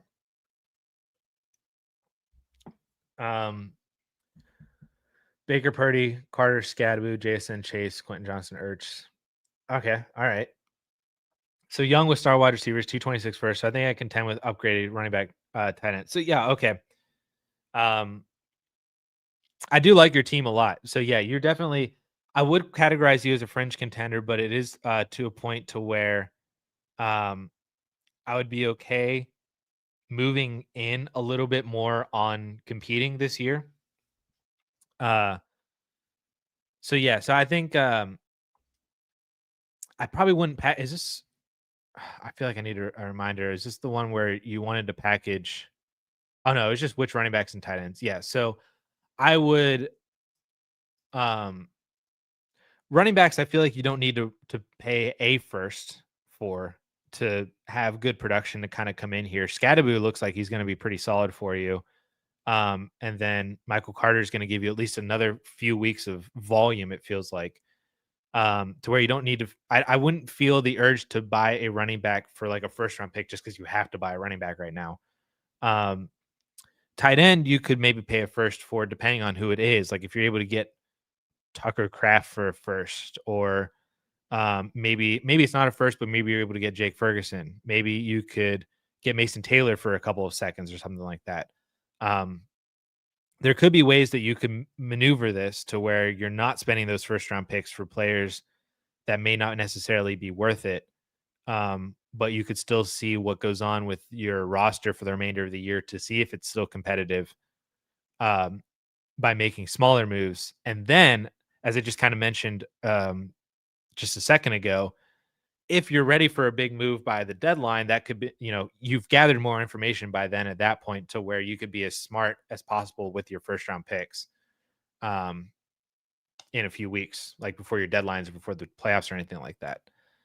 So yeah, I probably wouldn't dangle at the first just yet, but I think could possibly be moves for you at both positions that you could do smaller. Or maybe it is just trade one first and then you get a good running back and a solid tight end, or a good tight end and a solid running back or something like that. And you use one first, kill two birds with one stone.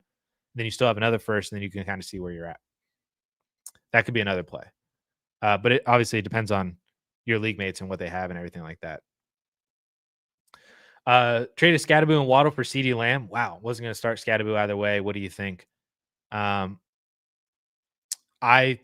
think I would want CeeDee Lamb whenever he comes back.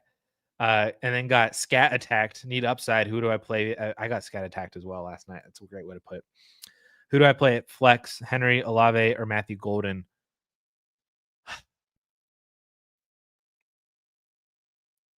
You need upside.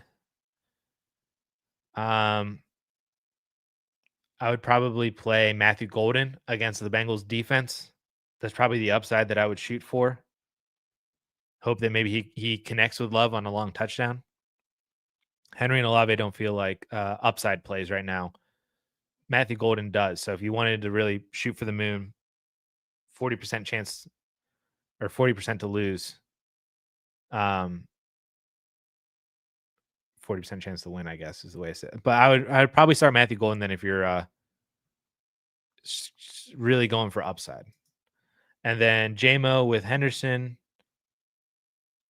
Oh, Jameson Williams. Sorry, I read with Jameson Williams, Henderson, Golden flex one. I'd probably go Golden there too over Henderson. I don't trust Henderson yet, and I don't trust Jameson Williams at all.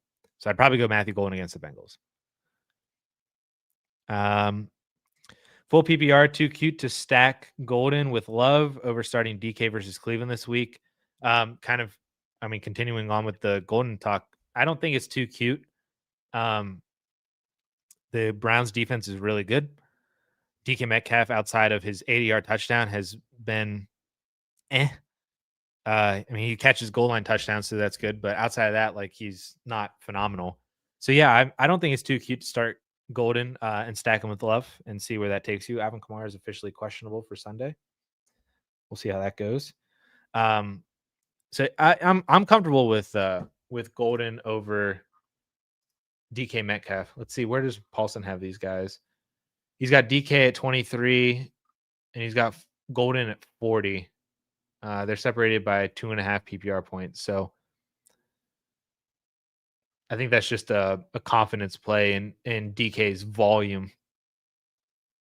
But we certainly know that Matthew Golden has the upside. The one scary part with Matthew Golden is that if they run up the score, they might not throw as much. So you kind of got to hope that Golden is one of the reasons why they score.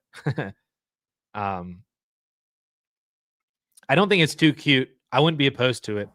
I'm fine with starting Golden over Love. If Kamara doesn't play this week, would you play Njoku, AJ Barner, Luke McCaffrey, or grab someone off of waivers like Flanoy? This is a flex spot where I can start anyone. All right.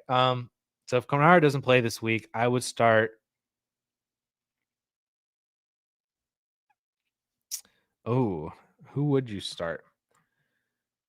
I don't think I would start Barner or McCaffrey. Although Paulson's got McCaffrey at flex 94, so we'll pay attention to that one. Barner's definitely below him. Njoku, I'd imagine, is below. So he's got Njoku and McCaffrey in the 90s. Where does he have? He's got Flanoy at 87. So Paulson would say Flanoy and Njoku. Flanoy is the better option over McCaffrey. I don't disagree there, especially after what Flanoy did last week. I mean, obviously, he's tied to Dak Prescott. McCaffrey could be fine, but he's not like getting the volume that Flanoy had last week. He had one catch for 50 yards last week, 2 for 21 and a touchdown, and then 3 for 56 and a touchdown. I'd go Flanoy. I agree with Paulson. So I would go Flanoy for the upside, but if you want Njoku in there for the PPR value, I'm fine with that too. For more just like points. So Njoku for solid points, Flanoy for upside is how I would go about it.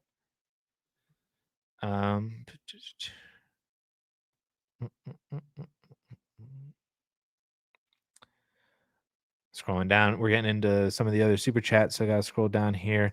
Trade away Olave for Keon in a mid to late second. I'd rather just hold on to Olave over that one. It's more of a lack of confidence in Keon Coleman now, which is super sad because I believed in him after week 1, but I think I got bit. So I'd rather just hold on to Olave there, Cameron. Currently rebuilding, trading Persol for a first. Yes, that's a great move. I like that a lot. I like Persol as a buy candidate, but when you're rebuilding and you're able to move over to a liquid asset like a first round pick and get possibly another receiver who is maybe a better prospect or in a better situation, or maybe not as injury prone, if Persol is injury prone at this point, who knows? But yes, I think staying liquid with the first is a good move. I like it, and I like the avatar as well, Steven, with the Watcher. Thoughts on when Loveland and Henderson are breaking out? Oh man, what a question! I think Loveland. So obviously Loveland is behind because of the injury. Uh, I think his breakout is probably going to happen closer to like post week 10. I think both of their breakouts are post week 10, by the way. Um, I am scared on Henderson because I just don't know if Vrabel's going to trust him. Um, let's see, where's Chicago? So Chicago have the sixth easiest strength of schedule for the remainder of the year. And things really open up after week 9. So that kind of I just kind of had like post 10 post week 10 for Colson Loveland as kind of when we could see more of the ascension, and it correlates well with his schedule. Um, that from week 9 on, it really opens up for them for defenses against the tight end position. So that's probably what I would be looking at for Loveland. Also kind of correlates with when he returns from injury as well. I'm not sure exactly when is Colson Loveland coming back. Uh, he might be back this week. That'd be great. I think he's. I don't know if he'd be playing this week. He might be back next week. But yeah. So I think give him a few weeks off this injury, and then from week 9, week 10, the schedule really opens up for Loveland. Now, as for Henderson, their schedule also really opens up from week 12 on. It is like all green matchups for them. They have a few more rough matchups. So like they get the Saints this week, Tennessee, those are both good. Then Cleveland, Atlanta are pretty tough matchups. Tampa Bay, the Jets, weeks 10 and 11. But then from week 12 on, they do have a week 14 bye. So maybe it's somewhere correlated in there. It might be kind of like a Bucky Irving kind of thing where Bucky started to take more and more value away from Rashad White. And then they had a late bye week, I think last year. It was like a week 11 or 12 bye week. And then from that week on, it was all Bucky Irving. So maybe we're seeing something similar with Travion Henderson to where, he starts getting more and more work against lesser defenses in weeks 12 and 13 against Cincinnati and the Giants. Week 14 bye week. Then he comes out of that bye week against Buffalo, Baltimore, then the New York Jets. All of whom are pretty good defenses to target for running backs. Defenses we want to play running backs against. So that could be starting what that could be what we see from Travion. It's kind of like a post week 10 kind of thing, really kicking in maybe around week 12, then their bye week, and then a strong final few games to the season for Henderson heading into 2026 then. Or maybe even heading into the playoffs, who knows? That could be what we're looking at. Great question, by the way. Just got offered Tolbert and a second for Torrey Horton and a fourth. I would take the second. Yes, that is definitely enough to move off of Torrey Horton. Nowhere near what I was thinking you were going to get at all. I was thinking you were going to get like a 4th round pick for Horton, and I'd be like, oh, well, I'd just keep Horton. Second and Tolbert for Horton and a 4th. Yeah. I'd take Torrey Horton there. Speaking of 26 picks, at what seems the norm, people are saying 26 picks won't be good. Do we agree, or will time change that view? I think time has already started to change that view. I do think most people are going to agree that the 27 class seems to be more valuable than 21st. I think I would agree with that as well, especially because a lot of the 26 class hinges on, I would say, a few players that are early declare eligible for 26 that if they decide to stay for 27 would weaken 26 and really strengthen 27. So there is a strong possibility there that happens with a few players, quarterbacks who want to stay an extra year, running backs coming off of like CJ Baxter, who really only has like one good year, Jaden Ott, who has, I think he had an injury, then he transferred. We could see that with another few running backs this year staying for 27. I will say though that, and I've advocated that 26 picks have been undervalued for a couple of months now, that I continue to think that way, especially whenever I look at how they're producing in college right now. Like Jordan Tyson is really good. Mekhi Lemon looks to be finally having production follow his talent. It was never a talent issue with Mekhi Lemon. It was always just a production issue at USC. And now that they finally have a quarterback in there who I'm also kind of interested in to see if he declares, would be interesting, uh, and add to the firepower of 2026 potentially. Um, Obviously, Jeremiah Love looks phenomenal. I think Justice Haynes can declare, and be the RB2 in the class. Nick Singleton is going to have a lot of talent, but what is he as a prospect, and how does the NFL view him? Then we have a few other running backs that, like I said, if they stay, that would hurt. But if they declare, that would be great. Like Jaden Ott, like CJ Baxter. Uh, I'm missing one other name, and I can't think of who it is. At the running back position, it might come to me later.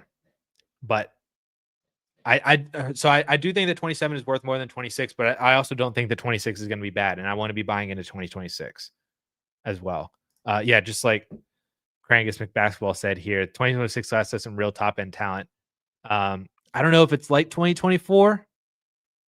It might be like 2022, where 22 was kind of viewed as a lesser class in favor of 2023. And then 2023 kind of took a hit because some of the players stayed for 2024. And I was all in on 2024, um, in the 2023 season as well. But I think it could be something along the lines of like 2022 gave us, it had Najee and ETN. Then it gave us Garrett Wilson and Drake London and Chris Olave. I think that's the right class. Or was Najee in 21? I can't remember. 2022 NFL draft. They didn't give us any quarterbacks, so that's one of the opposite things of 2022 versus 2026.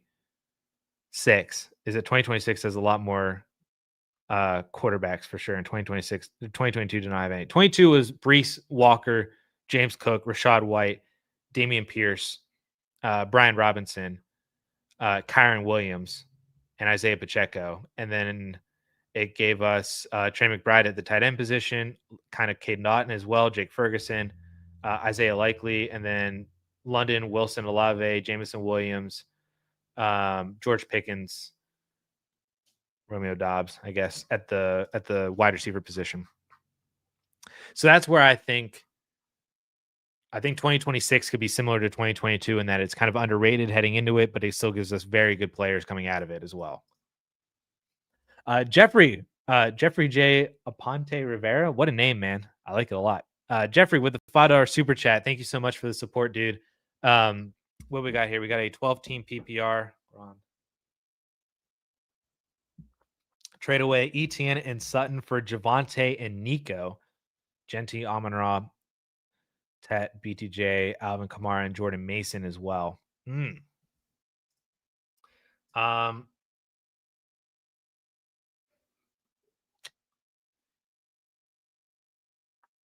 Is this is the redraft, I'm assuming, Jeffrey?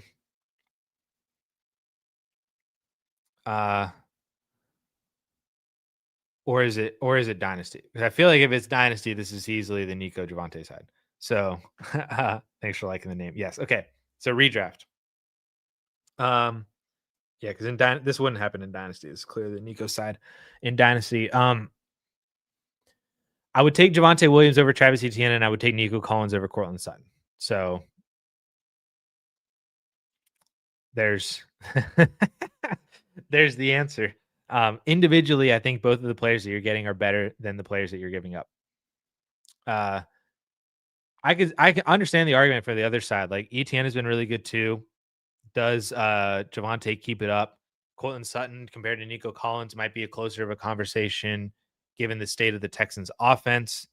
And Sutton is obviously the for sure wide receiver one for Denver.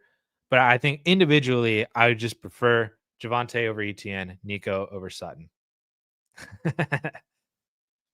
And there we go. So appreciate the $5 super chat, man.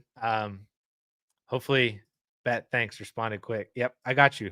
So thank you for the for this $5 super chat. That's greatly appreciated for the support. And yeah, I would take the deal. Take Javonte and Nico Collins, man. As a great team as well. That's a Genty, And then you add Javante as your RB2. Then you got Amon-Ra, Nico, Tedero, and McMillan. Jordan Mason is your RB3. Oh my gosh, man, what a team! Go win a championship, man. Great team. Well done. Where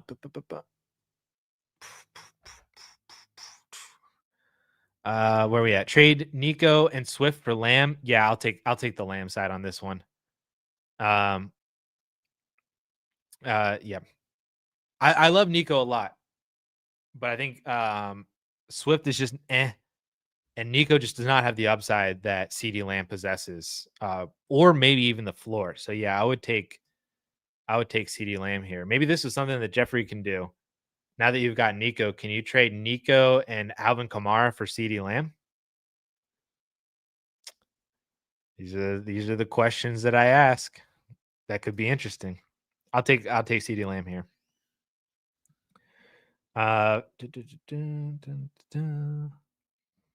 Sold AJ Brown and Kyler for neighbors last week. Feeling great about it, dude. You should absolutely feel great about it. What a brag! What a brag! I love it. Would you pick May and Sharp or CeeDee Lamb in a half PPR 10-team super flex? I would take CeeDee Lamb in this one. There's almost never a wrong answer. CeeDee Lamb is almost never a wrong answer, I should say. Joe Flacco about to earn a Purple Heart. Oh no. Thanos snapping his fingers type dusk. I don't feel good, Mr. Stefanski. Oh my gosh, man. Dude, these are hilarious. Joe Flacco about to earn a Purple Heart. Dynasty Superflex, what's a fair price to buy Henderson right now? What about JT or Gibbs? I would what's a fair price to buy? So I'd imagine for Henderson, it's probably still a mid first. I think it's a fair price on both sides. I would take Henderson over a random mid first. So that's what I would say is a fair price. Now, as for JT and Gibbs, I think a fair price for them is 2 first plus, but I probably would not pay it. I don't like paying up for elite running backs like that, especially when you have to pay multiple firsts or multiple first plus in a dynasty league, just because if anything were to happen to that running back, man, I mean, it's then not having those other assets. I'm the certain type of dynasty player that when I see dynasty elite running backs producing like that and then costing that much, I just wipe my hands clean of it and just say, you know what, I was not meant to have those types of players. If I draft them in rookie drafts, then phenomenal. But I'm just not willing to pay up for running backs like that because I just don't think 2 first plus for JT and Gibbs, which I think is a fair price and the going rate for him, is just not worth it, in my opinion. But a mid first for Henderson, mid to late first, I say would be a good price for him still. It's basically exactly what you paid for him in rookie drafts. He hasn't changed any reason as to why he should be higher than that, but also there isn't really any reason yet as to why he should be lower at this point or significantly lower. Obviously, like you would probably prefer Judkins. You definitely prefer Ibuka over him. So if you're redrafting the 2025 class right now, Henderson would be lower, but not substantially lower. Instead of him being like 105, 106, he'd be like 107, 108. Tyler Warren might be ahead of him too. I'm going to have to do a rookie redraft here soon. Do that for a video. Shout out to Addison for doing these AMAs. Furthermore, go Steelers. Let's go. I'm low key buying into the Steelers making the playoffs and then running the gauntlet and getting to the Super Bowl. I'm starting to buy in, man. I have that hope. When I start to see it a little bit, the juices start flowing, and I can't believe in Penn State anymore. And obviously the Pirates suck. So I start to get jazzed a little bit when I see the Steelers actually winning some games. I know it's all fool's gold and they're not going to do well in the AFC, but I start getting excited about it. It's that, the 10-year-old Steelers fan in me watching them as a 6 seed run to the 2006 Super Bowl. Oh my gosh. So it creeps back in. I just saw the overheating signal on my camera, so I might have the same problem as we had last week. All right, let's run through these questions. Then I can get out of here and go eat, so I can make so I can go eat something and make Connor happy that I ate something. uh Kevin, 12 teams Superflex start 10. Hey, Addison is a middling slash pretender. Would you be listening to offers for Puka, trying to decide to compete or pull the plug and wondering if Puka is at max value right now? I certainly would be interested in listening to offers for Puka Nakua. It would probably be centered around how can I move off of Puka to go get Justin Jefferson plus Jamar Chase plus Amon-Ra plus Neighbors plus. Those would be the initial trades that I'd be really interested in seeing. I'd be a little hesitant to go down to like BTJ plus, Lad plus. Maybe if it was JSM plus, I could understand. Because Puka is just so freaking good, man. But I would be curious to hear offers for it and see what people are willing to pay. So, like, if you can get Jefferson in a first, Lamb in a first, Chase in a first, Amon-Ra in a first, Neighbors in a first, I would probably do all of those trades for Puka Nakua right now. That's probably where I would start and see what happens. You might get a bite from Chase, Lamb, or the Neighbors managers, depending on where they are competing wise, record wise, and if they are upset enough or need the points enough to where they can move off of their injured or slightly unproductive Jamar Chase right now for Puka Nakua. I'm tempted to trade Puka. I have him in one league as well, and I feel like I'm 4-1, but I feel like I'm a pretender in this league because I lost James Conner. I haven't had Lamar and won't have him for the next 2 weeks. And my tight end is Mark Andrews. But Puka Nakua has been scoring like crazy for me, man. So I am curious to see maybe I might try to do something like this too. Maybe it's not Jefferson in a first or something like that, but maybe it's a tier down to get another wide receiver and maybe another running back or a tight end or something like that if I can make that work. So I'm thinking similarly to you too. But it's got to make sense. You can't just trade him just to trade him. I know you said no Dak trades, but what about a Burrow and a mid first for Dak, ETN? Yeah, I would take the Burrow side on that one too. Yeah, obviously I would like to keep Dak, but it's that advice and is more in the context of I would keep Dak for what generally you would probably be selling Dak for right now. But obviously, if you're getting an offer like this to where you could upgrade off of Dak to go get Burrow, and then you can sell ETN and a second for a first, or I guess it would be Dak and a second for Burrow, and then ETN for a first. This is a great trade all around, and I would definitely do that if you can make this happen. Currently sitting at 5-0, a bit unexpected, but it's 12-team Superflex PPR. Got Caleb and Fields, Sharp and Mason, Jason, Roma, Buka, Higgins, Pitts. Wow. Could use some help at running back and quarterback, maybe. Any ideas on who to buy at running back? Yeah, it would be. I feel like I've said this multiple times, but it's like that same group of like, can you go buy a cheap Tony Pollard, a cheap Jalen Warren, a cheap Chuba Hubbard? Do you go buy Derrick Henry cheap right now? Cheaper, I should say. Running backs like that instead of saying like, yeah, I need a running back and I should just go and immediately buy Josh Jacobs. I should just immediately be buying James Cook or Jonathan Taylor or Jahmyr Gibbs or Bucky Irving or anybody like that. I would like to see if you can get somebody cheaper to just fill in the production because you're 5-0 right now. So you theoretically and truthfully have not needed a running back up to this point. So it's not to say that you're not a contender unless you get a Bucky Irving, unless you get a Jahmyr Gibbs on this team. You're obviously your team is phenomenal and it's scoring well. Caleb is now passed his by. Rome is now passed his by. Abuka and JSN are absolutely killing it. You're going to have Jordan Mason as a starter for another couple weeks here. You just need somebody in here that's better than Charbonnet, essentially. And it doesn't take much to be better than Zach Charbonnet at this point.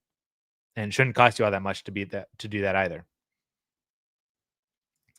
I would go Purcell over Burden in Dynasty is where I would go. And it's probably like a second round pick difference between the two. Like Burden in a late second for Purcell. Probably where you're at. Tim needs some help. 10-man PPR. I could trade Judkins, Diggs, and Myers for Jefferson, Pittman, and Chase Brown. It's a keeper. Got Judkins off waivers. So I don't know. I have Baker, Achane, CMC, Jamar, Kittle. Wow, what a squad. So Judkins, Diggs, and Myers for Jefferson, Pittman, and Chase Brown. How many keepers? And then my follow-up to that, this a keeper situation to where next year you would keep Judkins for like a 15th round pick, or is there no pick cost associated with keepers? Those would be the questions that I would have to then answer this a little bit better for you, Tim. Hopefully you're still in here. Oh man, you got Rice coming back next week, dude? Yeah, absolutely. So maybe you can move off of like a T. Higgins kind of guy. Since you got Rice coming back in for him, then maybe T. Higgins become a little bit more expendable and you can upgrade the running back type of running back that you can get. But if you're just looking to trade off some depth or second round picks or something like that, I think that's smarter initially. One keeper, and I would lose the 15th if you kept Judkins. Okay. So then the next question then becomes: is Judkins then a better keeper than Achane, CMC, Jamar Chase? Can you keep those other guys like that? That would be the consideration that you would have next year. Would be Judkins in the 15th versus CMC in the second, or Jamar Chase in the first, or is that where we're at?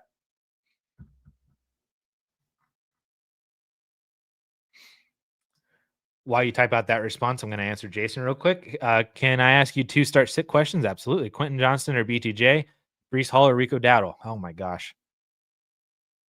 This is not a quick answer that I could just quickly answer this and come back to Tim's question. Quentin Johnston or BTJ? I lean BTJ on that one just because I think with LA traveling into Miami, so they're going to have to travel cross country with no offensive line. I worry slightly about that. Paulson has Quentin Johnston as his wide receiver 14, and then BTJ as his wide receiver 24. They are separated by 1.3 half PPR points. So Paulson would say to play Quentin Johnston. And then I can get on board with that. Jaguars play Seattle at home.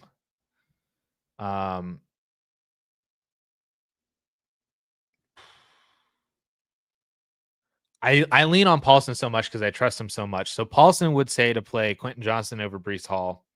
I think that's close, though. That I wouldn't blame you for playing BTJ, but I also don't blame you for not wanting to play BTJ. Now, as for Brees versus Rico, my initial thought process went to Rico, and Paulson was with me on that one. He has Rico as the RB11. Rico is my sneaky start for the week on the 4for4 channel for running back. He gets a revenge game against the Cowboys. So, got Rico for 10 fab. He put up 30, so that was sweet. That's absolutely sweet. Yep. So, looks like you were already on track, and Paulson would agree that to play QJ and Rico. I agree with Rico. I can get on board with the Quentin Johnston one over BTJ. I think that one's close, but I can get on board with that, and I'll trust Paulson on that too. All right, Tim, back to you. If I kept CMC or Achane, I think I would lose the pick I got them in. It's my first keeper league, so I'm pretty sure that's standard. Yeah, is it? And I'm assuming my question, but you have Jamar Chase too, right? Man, I will say this. I think I would rather have Judkins, Diggs, and I would rather have the Judkins side of this than the Jefferson side. Not even considering the keeper aspects. Judkins in the 15th though would be pretty crazy. But I don't know if I'd be more willing to keep him than Achane, CMC, or Jamar Chase though in their respective rounds.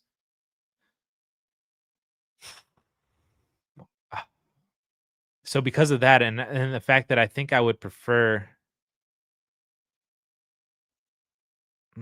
I think I would keep the Judkins side.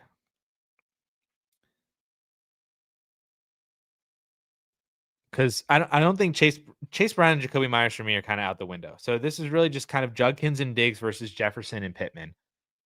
And I think given your you have H-Han and CMC. I also don't know what Jefferson's production is when JJ McCarthy comes back. Um, so that could be scary. Like he's killing it now with Carson Wentz, but if JJ McCarthy comes back and then he's not as good, kind of like what he was at the beginning of the year, does that hurt Jefferson? Pittman is kind of up and down. Diggs is the wide receiver. Nope. Final answer. I'm not doing this deal. I'm keeping Judkins and Diggs. I'd rather have Diggs than Pittman. I'd rather have Myers than Chase Brown. And Judkins and Jefferson are both elite that I'm totally fine with it. um, yeah, I've traded like a madman to get this squad. My bench has Lad JCM. Oh my gosh, dude. What a freaking team. Um, and it's only a one keeper. You're gonna have a heck of a time deciding who that one keeper is, dude. But yeah, that is a phenomenal team. I think I would keep the Quinshon Judkins side over Justin Jefferson. Um, that I just Yeah, I'd rather have Judkins and Diggs than Jefferson and Pittman. I don't really, especially when you have Ja'Cory Crossing. I don't really care about the depth guys.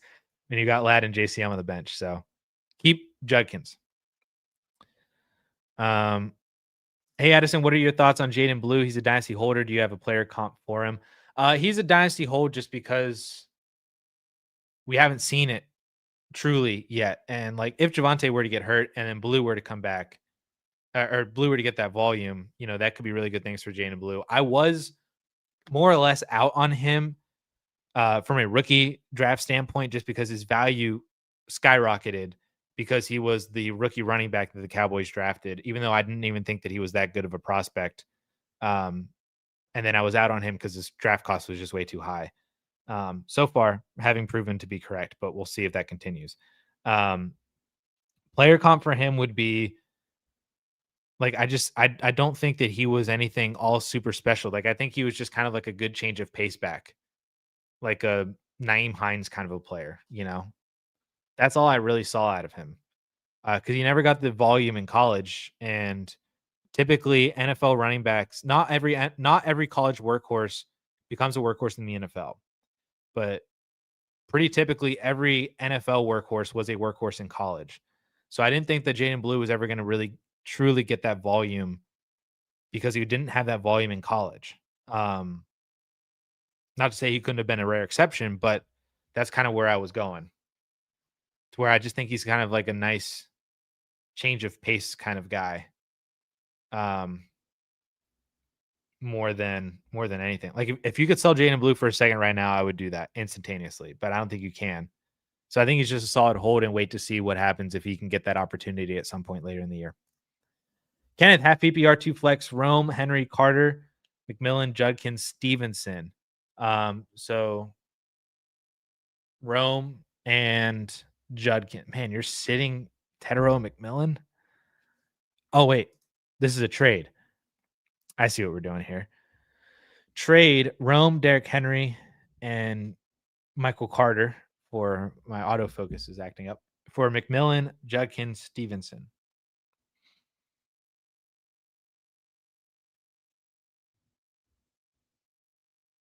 Oh man. What a freaking question. I would take the McMillan Judkins side. I would rather have Judkins than Derrick Henry. I'd rather have Rome than McMillan, but I think this is McMillan's week and it's an ascension period for them. And then I would take Stevenson. Oh, is that where I'm really landing? Is that really where I'm going on this one? Hmm.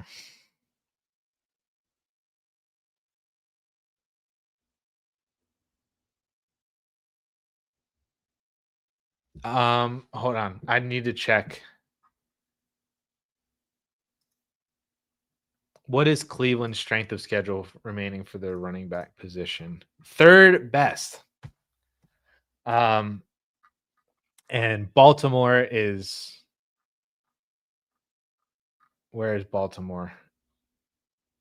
Baltimore below average. Oh man. Yeah, okay. That's where I was and that's where I'm ending. I would take the McMillan, Judkins, Stevenson side. It might sound a little crazy, but I would rather have Judkins than Derrick Henry for the remainder of the year. And I think Tedero McMillan's going to ascend.